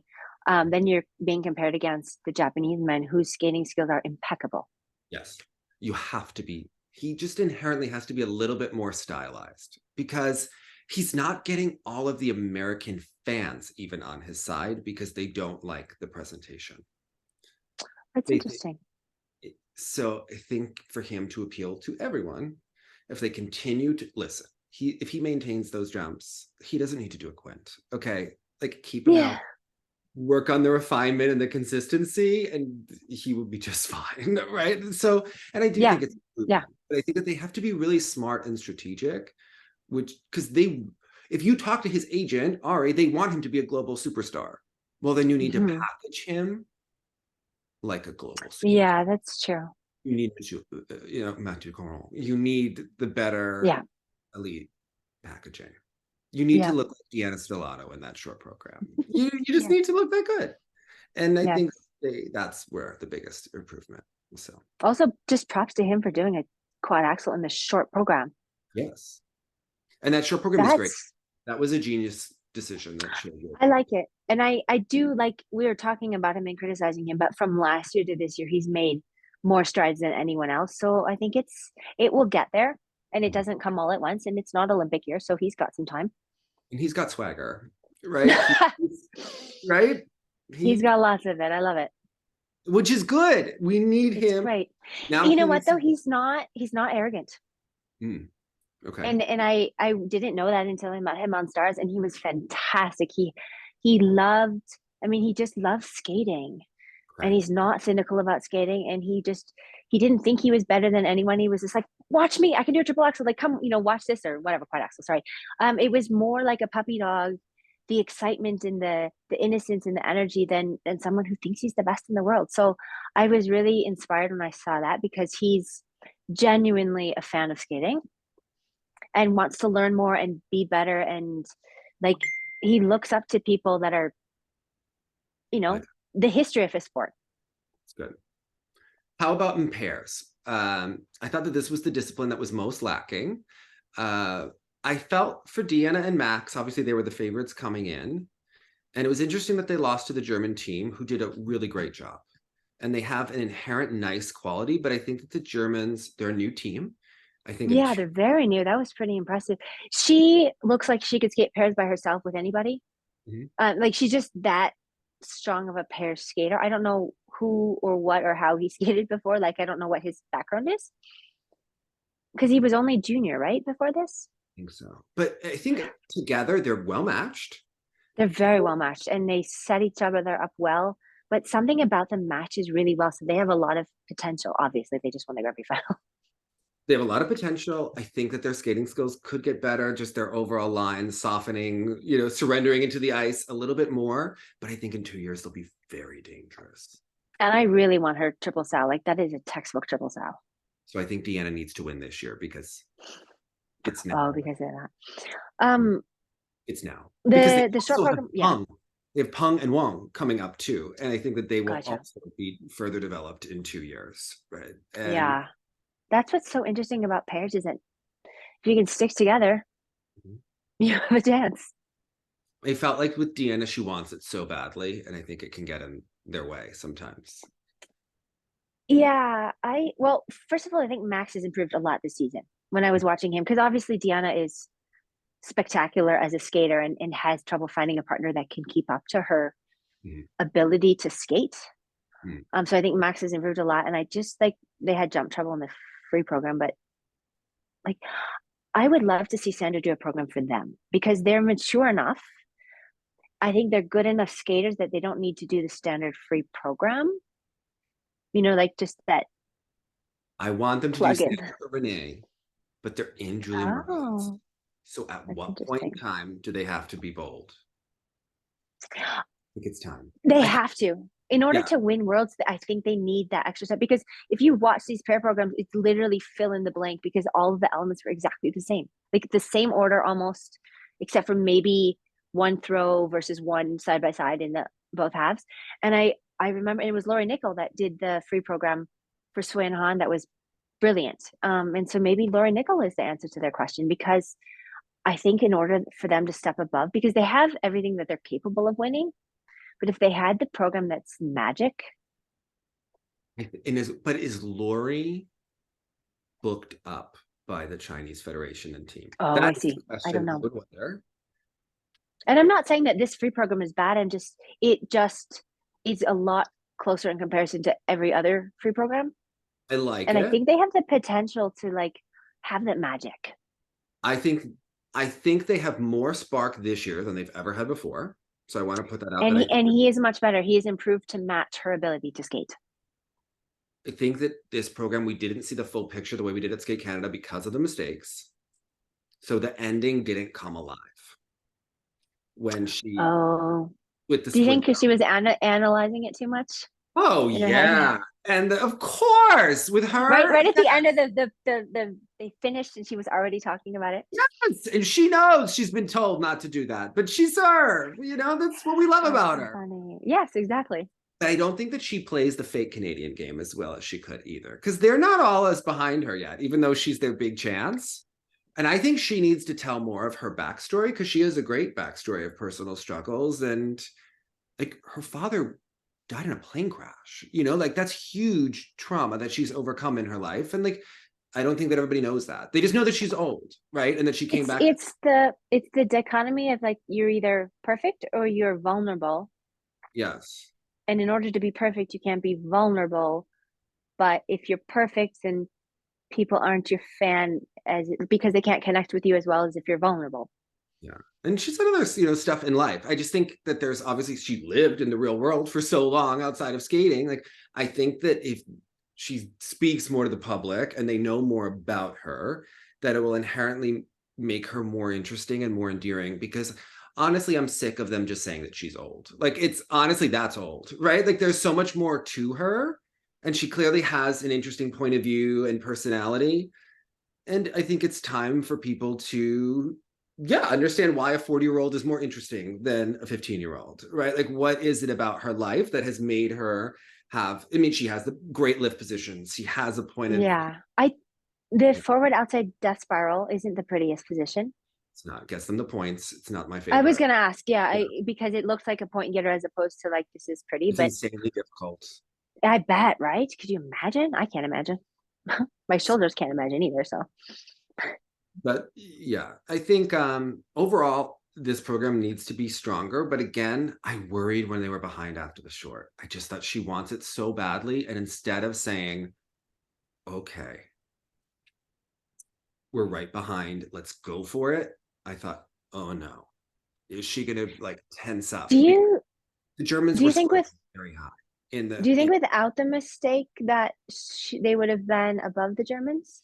Yeah, I think if they delivered coming in as the favorites, I think they would have. But if they would have had to skate with that magic that we saw at Skate Canada and not allow the mistakes to come in. I just think that when they have the mistakes come in, she tenses up and he tenses up. And yeah, but I worried after the short that I thought, uh-oh, is she going to be aggressive or is this going to freak her out because she's so smart and she can't turn it off, right? She was already probably calculating that kiss and cry. Oh my goodness, the Germans are already here in components and they're this new and what the heck. And yeah, I think for them, the biggest, it's their mindset going into the rest of the season is going to be their biggest challenge. That's where they have to focus now. But I think that they can do it. But it's going to be pressure to be at home in Montreal, but also really exciting, right? That could be the magic. That could be all the magic they need. Yeah. and you know what? Film it, document it, because I'm sure it'll be high drama if you watch her in practice until then, right? Like it would be event television. So I'm sure every practice session with Deanna is. And Canada needs it because they don't have a lot of, medal contenders in every event like they're used to having. Okay, Roman Sadovsky had to pull out of another competition recently because of the travel and the bad weather that they had last week in Canada. I was thinking, do we need to send him to Sylvia? Is she just the home for wayward boys? Like, could she I think help? it's to go to Yuka. Oh, I mean, I could send everybody to Yuka because she but did what you wonders could for do me. it, what you could be like, oh, Alissa, what are you doing to me? That's She would funny. love it, right? The thing is that Yuka won't work with someone, and I'm not saying that this is Roman, but Yuka won't work with someone that doesn't want to put in the work themselves. Okay. And a lot of people want someone to push them. Okay. And Yuka is not the coach for that, but Yuka can pick up people, put them together, and put them on their feet. Okay. I'm supposed to visit her at some point. So yes. Yes. I'm curious what that dynamic. Like, I'm curious what a Yuka push is like. I feel like she has a quiet push. Yes. Yeah. JoJo Starbucks. JoJo's like, Paula is overt, like perfectionist, like intense, right? And JoJo's David, there was nothing beautiful happening right there. And you're like, but they make you want to be better without putting you right. down. She wasn't wrong. Okay. Yeah. But it's a different level of intimidating because then you want to perform, and then you start to get in your head about like, oh my God, is my 3 going to be okay? Is it going to be good enough? But it wasn't that way when I worked with Yuka. It was like I wanted, of course, like everything to be good for her, but she wasn't intimidating in the fact that like I knew that she still believed in me and that she would help me get to where I wanted to, or where we wanted me to be, as opposed to like putting me down or looking down at me if I couldn't get there. Does that make sense? Yeah. Would she try to figure it out? She would like brainstorm. Yeah. Yeah. She's a gem. Yeah. Oh yeah. Just love her. I mean, who doesn't? And I got to spend she stayed with us in Toronto this last week, so it was nice to spend time again with her. How's her cat? She's fantastic. Isn't her cat's name Luna? Just like Luna. Luna, her cat. Yeah. It's like Luna from Sailor Moon. Yeah. We ended up never doing it, got canceled. Very sad. Well, what I thought Minerva was nice. The Italian, I think that they're nice, but kind of the fact that they're doing the same program as last year and it's so stereotypically Italian, like it's just not raising the Sarah and Nicolo, that Italian team. Yeah, you know what though? Also, so which team was it that shoot, I can't remember. So I felt like with Sarah and Nicolo that they didn't have a connection with each other, and I thought that the program called for a connection, and they looked at each other, but in a pair program, there's so much happening that it's like to create that connection where you look at somebody. I felt that they didn't do that, or I didn't feel it. I thought the program needed it. I felt like after watching Deanna and Max and then watching Sarah and Nicolo, their skating skills are just not as good. Their run of the edge is like Deanna and Max are so much faster this year than before. And the ankle bend and the run of the edge in Sarah and Nicolo is not there. I didn't mind them as a team though, although they're side by side were so far apart that like they got lost. One of them got lost in the camera. It's a shame. I mean, they have it was funny. Well, then they quick changed the camera angles to, but you missed his jumper, her jumper, one of the jumps you missed. Does Italy have a strong girl because they have a strong dance team? They have a strong pair team. They have strong man or men. If I don't know if Jenna Grasso's coming back, but like they have a chance with the team event. Yes, like they have a real chance. That's exciting. At home, I think that's why Daniel. Right. Grasso, but Daniel Grasso, they're recommending a 2-year ban. Oh man, as it continues. So poor boy. But Corey Cercelli is switching to Italy, which I was surprised because it's tougher for him, but he is inherently like from an Italian family and he's very Italian. Like I mean Isabeau could switch to Italy, but not in time for the Olympics, of course. The USFS would never let her. They would make her they wouldn't. Miserable. Deanna had to wait forever to compete and get citizenship. And then it affected her in Canada because when you're not a Canadian citizen, you don't qualify for the same level of funding.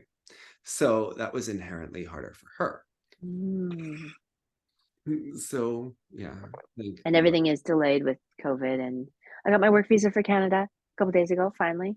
Good. Still waiting permanent residency. That will be another several months, I'm sure. The weird thing with Deanna is that the USFS didn't, they liked her, but again, she was old back then, right? So they were like, oh, Brandon, you look good together, but maybe you shouldn't leave your partner for her. But maybe they made a stronger push when he went with Alexa, which was obviously a great choice. Again, Alexa's another one that I think was skating pairs greatly, and anyone could be skating next to her. And maybe she could be successful with a number of people. But I think Brandon was obviously great. So it all worked out. But yeah. So it's just like one of those tough things. I think it all worked out. I think Max was a good partner for Deanna. So it's all good. I think that the longer they are together, the better they'll be. And assuming that they're in it for the long run for the Olympics, in 2 more years, I think they're going to be even better. Yeah, I do think right now is a big opportunity because Russia's not here. And if Russia's back, listen, their pairs. I'm not saying their pairs are clean pairs, but they're great. Okay. And then we get politics and all those other things. So yes. But they're, Russian pair teams are strong and Chinese pair teams are mostly strong. And then you watch a Grand Prix final without either of those. And it's actually really nice to see because I feel like without the Chinese and Russian teams here, other countries' teams get a chance to shine, which then gives them more confidence, which I think will make them better skaters. And I do think when the Russians come back, these skaters will have been stronger for having competed for titles. So maybe it'll make it more interesting at that. I think so too. Especially in pairs, I think so, because for so long it's only Russians and Chinese. So the other teams really don't stick around because you're not fighting for a title and you're not really fighting for anything. So is it worth the effort? And now it is worth the effort for them. Yeah. Plus, the Russians will only get like one quota spot for different competitions when they first come back because they've been out so long. So that'll also make it more interesting that they'll be like gradually coming back, the way the age is gradually changing. So it won't be an onslaught, which will also be interesting in who they pick and that kind of pressure and that kind of drama. Oh man, that will be drama. Like, will it be Boykova or Mishina? That will be just fascinating when they do come or Kosternaya. Listen, we are so robbed of that girl's drama in pairs. I can't wait. Okay, just it's a gift to all of us. Okay, that husband's terrified of her, and I love it. Right? He's just. I love it. They're already competing about judges when they fall twice in a competition. Like, you go. Okay, she's great. I'm sorry. She's a gift. We need her in this discipline. That German girl looks so nice. Okay, like what in the Alissa Czisny was that? Okay, we want a pair girl. Okay, like, I don't want a nice girl. I want Alexa. I want Tara Kane. I want Deanna. I want Marissa Castelli. Like personalities, right? Like, I want a girl who, if you don't like something, you maybe be nervous to walk around and spot them. Like, this is what the sport is missing. Okay. Also, when you competed in women's, ladies, whatever we're calling it, those girls didn't seem that nice either. Okay. And we liked that. That was exciting. It was great. They seemed too nice at this Grand Prix final. So yeah. Then, okay, let's talk about dance. Let's start with the Rocky program of it all. As all things should start with Lila and Lewis. By the way, best kiss and cry moment of the entire competition is Lila Fear in the rhythm dance saying, "Oh, that wasn't good," and Romain being like, "Sure wasn't," or whatever. I missed that.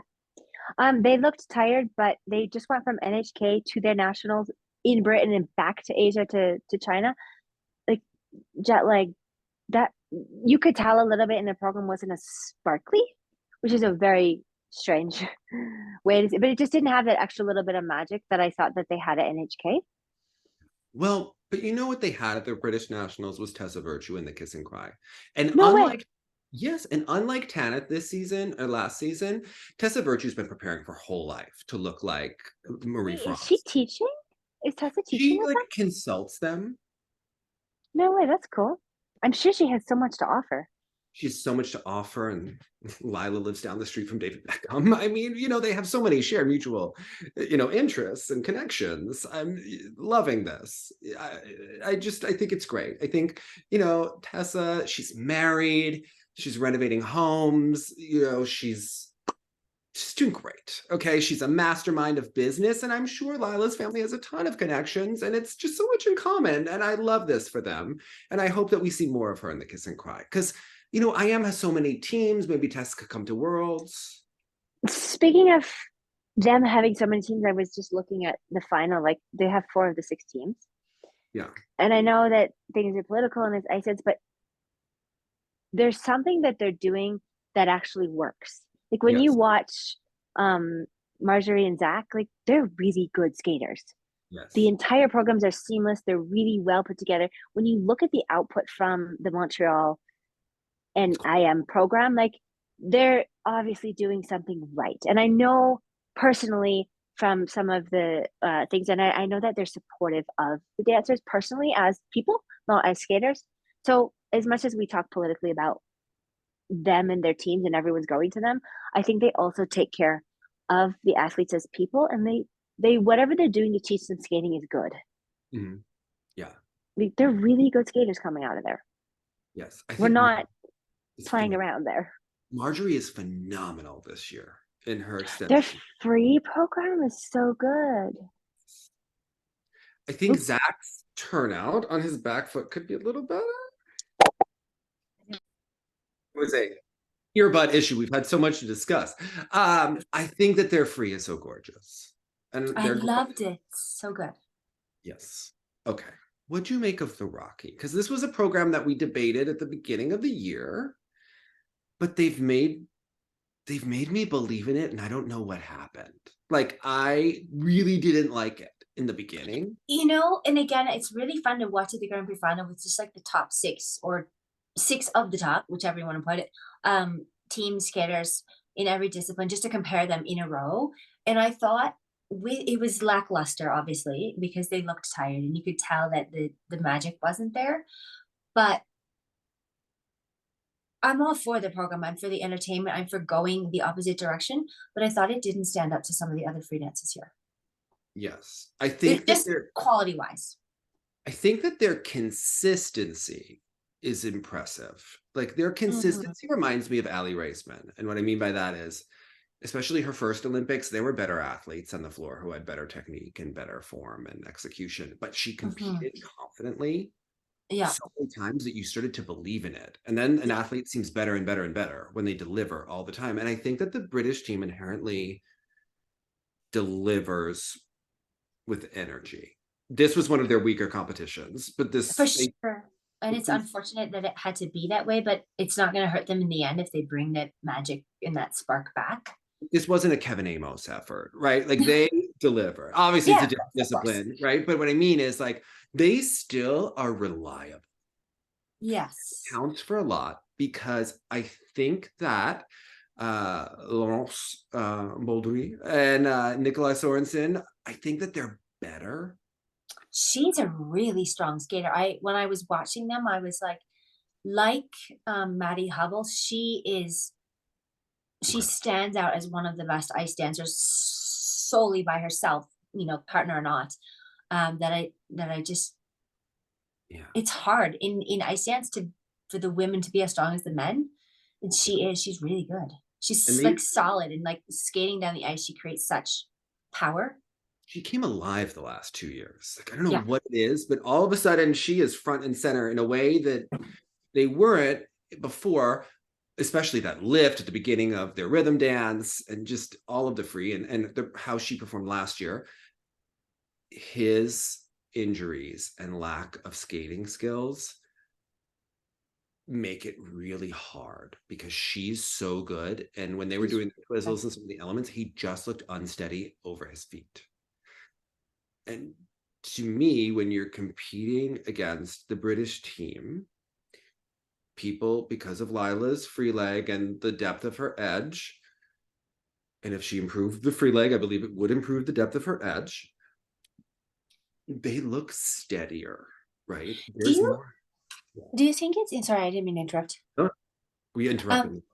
Do you think it's harder in ice dance for a team that has a stronger girl, because it's easier to hide the girl's inequities of skating skills, because the girl's the flower, as the Russians always used to say, and the man is the stem or the base.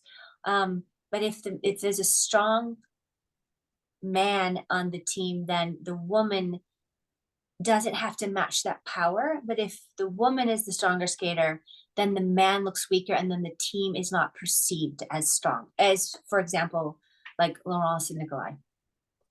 He is been injured, so his knee bend is not as strong, right? However, and he's had surgeries on it, right? So I'm not like shading, like he's had physical limitations. However, because she's so strong, he looks even weaker, in my opinion. Right? Like it's like a glaring. Whereas I thought Hubble and Donahue, they were both so strong. Yes. But I think that they were also both so strong as personalities. Like, who was the leader of that team? I don't know, but I enjoyed watching them all of the time. And part of it is because she's such a strong skater. And then it wasn't your typical ice dance team where he's strong and she's pretty. And it was like, no, she brought the power, and she brought the excitement, and she brought the energy. And I didn't care if she was, stronger than him or fighting with him for that power. Like, that's what made them so exciting. Interesting. Were you together? Wait, were you all at DSC together when they were dating and then not dating? I was at DSC when Zach was still skating with Piper and Maddie was skating with her brother, like all of the iterations of all the teams I went through. And then it was like ugly with him and Piper that last season when they broke up romantically, but were still skating together. I seem to remember. It was not a team that got along. Yes. I remember because Jamie Blanchard was the head of figure skating online, or very involved at the time. And she told me, like, she was like, this is a team that is having some issues. But there were some teams I skated with that did not get along one bit off the ice and were successful on the ice. Like Natalie and Fabienne. Yeah. Yes, exactly. How is she doing? I miss her. I miss Valentina. These are the kind of girls that we need back. I mean, yeah, this is true, right? Oh my God. I think Natalie, she was head of French Federation, and people felt that she ran like in the back door, like she didn't announce her candidacy until the last minute. And like, that's what we love about Natalie. She was an ice dancer. She learned how to get to the top, right? Like but that way it was controversial the way that she became. Was it? Yeah. Listen, she's married to a movie star. She's great. Okay, she's fabulous. All right. As we move to the top, I think that listen, Laurence and Nick, I think are the better team, but they don't deliver in the same way in competition. Like and Marjorie and Zach have improved so much. And I like both of their programs this year because their short dance is the rhythm dance. I'm gonna original dance, the rhythm dance, the short dance. Who cares? Okay. All of them. It's Michael Jackson, but they didn't do the black and white. They didn't moonwalk down the ice. Like, I really liked where they took a Michael Jackson piece but made it different instead of the same. And then the free program is so different, and it's really hard to be that smooth and that like calm and collected on the ice and still generate excitement. And I thought that they did it really well, and I was very impressed. The only thing holding them back, because we were just talking about Laurence, is I feel like Marjorie skates with her head forward a little bit, and so it's hard for her to open up and look the way that Laurence does when she skates, because she's so powerful with this stance, and Marjorie's just a little tiny bit with her head forward. And I don't know how that, you work on something like that, but that's the only thing that stood out to me in their skating. Otherwise, I think they could beat Laurence and Nikolai. So I think by Boston Worlds, I think Marjorie and Zach will surpass Laurence. I agree. Because I don't know how much better he can get due to those physical limitations. Okay. If his knee is that bad, I don't know if that's going to get better. right? And I think Marjorie and Zach are improving quickly. She can work on her shoulders. He can work on that leg. I think they're so much better from last year. Like the strides in improvement, like we were talking about with Ilia, just looking at that alone, you're like, wow, what can they do in the next 2 years or 4? I mean, we're talking about like Charlene and Marco are almost my age. So they have another decade to go before they have to, you know. So I was talking to Marie-France about the 80s music because we were going to discuss our 80s choices, and Jonathan's not here. Jonathan's vocal teacher passed away, everyone, and he's on on a performance tour. So he's been the timing didn't work out today. We were trying to all get together. But what would you pick for your 80s theme? Because she said that the Top Gun theme was criticized for not being 80s enough at a program. And that's later 80s, but fabulous. So Yeah, Top Gun, I liked the outfits. love the outfits. So good. Come on. Yeah. I loved it. I think George Michael. Which song? I don't know because I wasn't thinking. I think I would put a couple together, but it's very 80s, and yeah, it's really easy to skate to music. Okay. That gets the crowd behind you. Who would be your ice dance partner? Oh, I don't know. Oh, come on. I don't know. I would need a partner that I got along with the way Lila and Lewis get along, right? So I think I'm going for Olivia Smart. Oh, okay. I think we both are a little bit edgy, right? And I think we would do Donna Summer. This time I know it's for real. And then switch to MacArthur Park at the end. Oh, okay. And I think we would have some real edge to it. I think that the teams need to have more fun. So I think that the teams are having fun in this, and I really like the rhythm dances of this season because everyone is coming in. I mean, it's all very 80s, but like I feel like the 80s aren't that far away where we can still get into it without like being there, and the music is fun and it's exciting, and like most of the rhythm dances this year I'm enjoying. Yeah. I was so confused about the pattern dance, and now I understand that it's not a set pattern dance. Mm-hmm. I was so confused as to like when we were talking about that last time, and now I had to look up the rules. Now I understand it. I just think that the Footloose is too generic, that I think people need to go away from that. Like, I think that was not the best decision. You have to anticipate in skating that people are going to give you the expected. So you have to work a little harder. Yeah. Same but different or unexpected, or you have to know they're going to go Michael Jackson. They're going to go Prince. So I think that's why the Top Gun was so good. Yeah. And yes. Yeah. So, yeah. And in doing the fast-paced rhythm dances, like I would totally go U2's With or Without You, but like I don't think that would hold up as an 80s themed thing, even though it came out in the 80s. Yeah. But all of these rhythm dances are fast, which really makes you stand out if you're not a good skater. Like you have to be sharp and precise and get your turns and everything like at a quicker pace than most people skate. So I think that this particular set of parameters for a rhythm dance has set apart skaters that aren't as good. Now, what is it about the Wuthering Heights program that you like so much? Because for me, when I watch them, he's a very good skater. He's very shy or inward. And then she's like too much.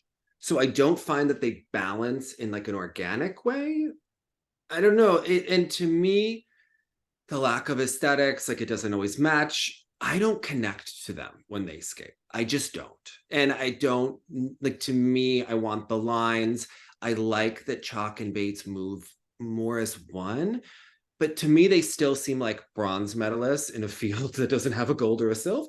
Like, maybe they've moved up to at least second. But like I see the deficiencies, right? But I see the deficiencies in all top 3 teams that I don't feel like there's like an iconic team. I mean, we don't have a Marilyn, Charlie, and a Scott and Tessa, but yeah. I mean, like, okay, so for Piper and Paul, I love their short dance, that slide in the middle of their side by side. Like, they brought the 80s, and I'm here for it. And it's no secret that I think Paul is like one of the best ice dancers of all time. Like, he's so good. Yes. And I think that But He's also, technically, is he good performance-wise? I'm not sold. but if you watch him in group numbers in like say stars, for example, he does perform, or he's gotten way better at it, because I don't think that the connection comes naturally to him. And like we were talking about with Shoma, they're both shy or introverted, and I can completely understand that. But I think Paul has gotten better, and I think Piper's the perfect match for him in that way, because they're different in that way. Does that make sense? Yeah, I just think that in the Free, especially, she goes too much with the facial expressions. And I think less would be more because I'm distracted by them instead of engaging with the story. And maybe if they built her expression so that at the end she got that big, it would be more of a journey. Right. Okay.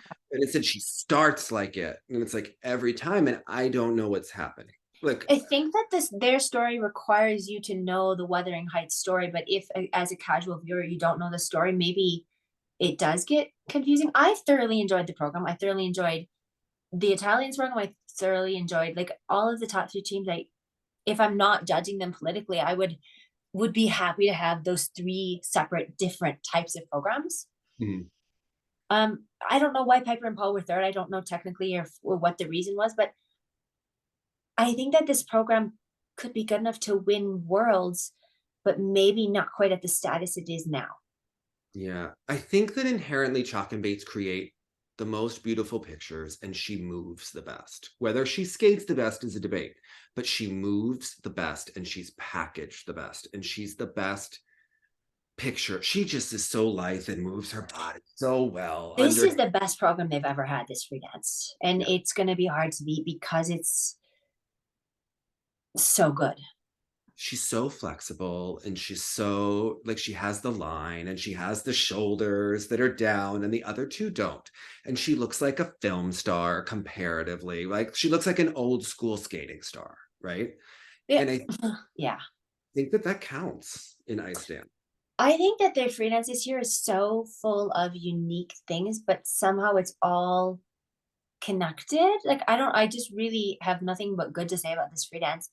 So different from what they've done before. And like I said, when you've skated as many years as they have, to come up with something that's different is so hard. But this is like, do this in 2 years and they could win the Olympics type program.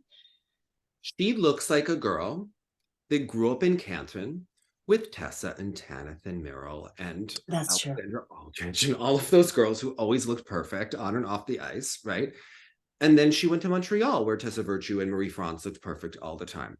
And now she has Michu Caron, and she learned some things, right? Like, she has honed her look, and she's refined Evan's look. That's true. And I would love to see her in the future being some sort of consultant with ice dance, not necessarily teaching it, but like packaging and doing the programs and doing the dresses and like putting that together, because she is really good at that. And I'm sure. Isabeau? Pardon? Yeah. Maybe for Isabeau? The short program. Oh my goodness, Alissa. The rhythm dance, the yellow costume. I have a little bit of a problem with it because it's really a cool costume, but as soon as you get far away, you can't see the details, and the details are really cool, but because it's all yellow, we lose the details. What do you think about that? Yes, it is overpowering. And to me, the music, I actually don't. I get the theme of the group that they're doing, but I don't get the theme of the decade. To me, it doesn't say 80s. I think that Piper and Paul could beat them in the rhythm dance with what they have. Not that it's not good, because I also enjoyed it, but I like Piper and Paul's better in the rhythm dance for sure. To me, it's just not 80s. To me, the 2 songs don't work together, and it's costumey and gimmicky instead of just being a piece. For Maddie and Evan? No. For the Italians, for Charlene, Guignard and Marco Fabbri. I just think that the Against All Odds and the Footloose don't really like work together cohesively. Yeah, this rhythm dance is not their style whatsoever. Like, just this style of rhythm dance, but also like it shows you how good of skaters they are to be able to do a rhythm dance of this quality with a quality that's not theirs at all. You know, like they're not, I think they're more of the Anna and Luca type classical ice dance skaters. And the rhythm dance is so far from anything. And I just, like, when I was watching the broadcast, I'm like, they're almost my age. I can't imagine if like competing for another decade. Well, obviously jumping is not going to happen for another decade, but like just being in the competitive atmosphere for that long. And they were competing when the style was different. Mm-hmm. They were competing in the Anna and Luca style or the Tessa and Scott era, not in this era where we're trying to be Gabby and Guillaume. So they have been able to straddle this change of aesthetics in ice dance very well. Do you expect Gabby and Guillaume to come back? Are they supposed to? Okay, they're Satoko and Yuka we were all watching skating, and they were both, Satoko and Yuka were like, you have to watch Gabby and Guillaume's program from Carnival on Ice, which they also did at the ice, because Yuka saw it at the ice, I believe. They're both in blue. They're both in the navy blue. I don't remember the music. It's brilliant. And then when you watch them, you're like, they are the world champions. Like, that's perfection in ice dance. I think that they will come back to take. I didn't know they were like considering it. Yeah. And they were back in Montreal skating, and then he got caught in a snowstorm, of course, this last week he showed. And they were working with like the Paris Ballet, I think. I think if they come back, the challenge will be they have to be a little bit different than they were before. They have to show us something a little bit new. But when you watch that, I don't know, like so we watched that program and it is brilliant. It's not a different style than what they've done, but they had the freedom to create a story or a feeling as opposed to doing elements. I think they're subtly shifting their style.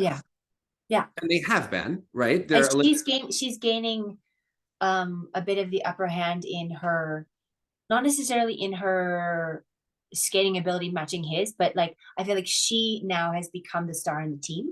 Yes, it's her charisma, it's her personality, it's her. Oh yes. I think the most evident it ever was is when I saw Gabby and Madison Hubble skate together, and then I saw Stéphane Lambiel and Guillaume skate together.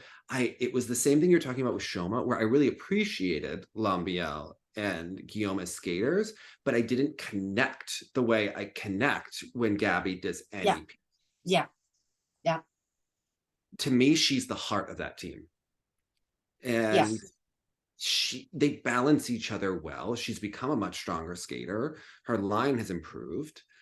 And I think with some time away, we'll appreciate them more.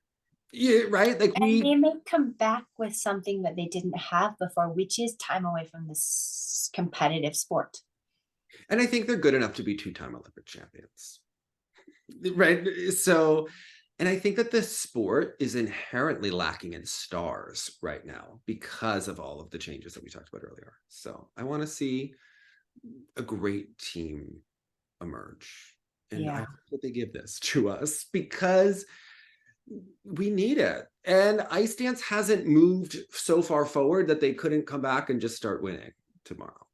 So and it'll be interesting because I think skating needs to be shaken up a little. The thing is that it's very nice right now, right? Everybody is skating very pleasant. It's like without the Russian aggression, it's like a different vibe. But I do think that we need to up the level of competitiveness among the skaters, and not in a nasty way, but in a way of who's going to win, right? Like, But because the Russians aren't there, now, as we were talking about in the pairs, other people have a chance to medal, and now they will be fighting for that. Because if you're fighting for 5th or 6th, sometimes it's like, it's not a life or death decision, and you're like, whatever. But when you're fighting for 3rd or 4th, like whether you're 3rd or whether you're 4th, whether you're on the podium or not, huge difference, right? Or 1st and 2nd, like with these teams having the opportunities to fight for medals, there is more competitiveness that I think will occur. That we're just simply not used to because we're used to the Russians taking everything. So I'm ready. I'm ready to see what is going to happen. So what was your moment of the Grand Prix final? Oh, I don't know. I don't know. To be honest, Kevin, Like, so I was watching his short program, which we didn't discuss, but the beginning of his short program was everything. And he does that knee slide, which, like, you're in a short program trying to get your elements done. Most people don't take the time of day to do anything but set up for that first jump. And I rewatched it, and then I showed Kurt the beginning of his program. And even though he had such a tough flung program, like, he's showing us the vulnerability that I feel like makes us want to watch skating. Like, you want to come back now and watch him at Europeans because you're rooting for him to be there. So I know it's a weird thing. And Nationals also, coming up, right, against Adam soon. They'll be right, competing. Yeah, which also I think will push both of them.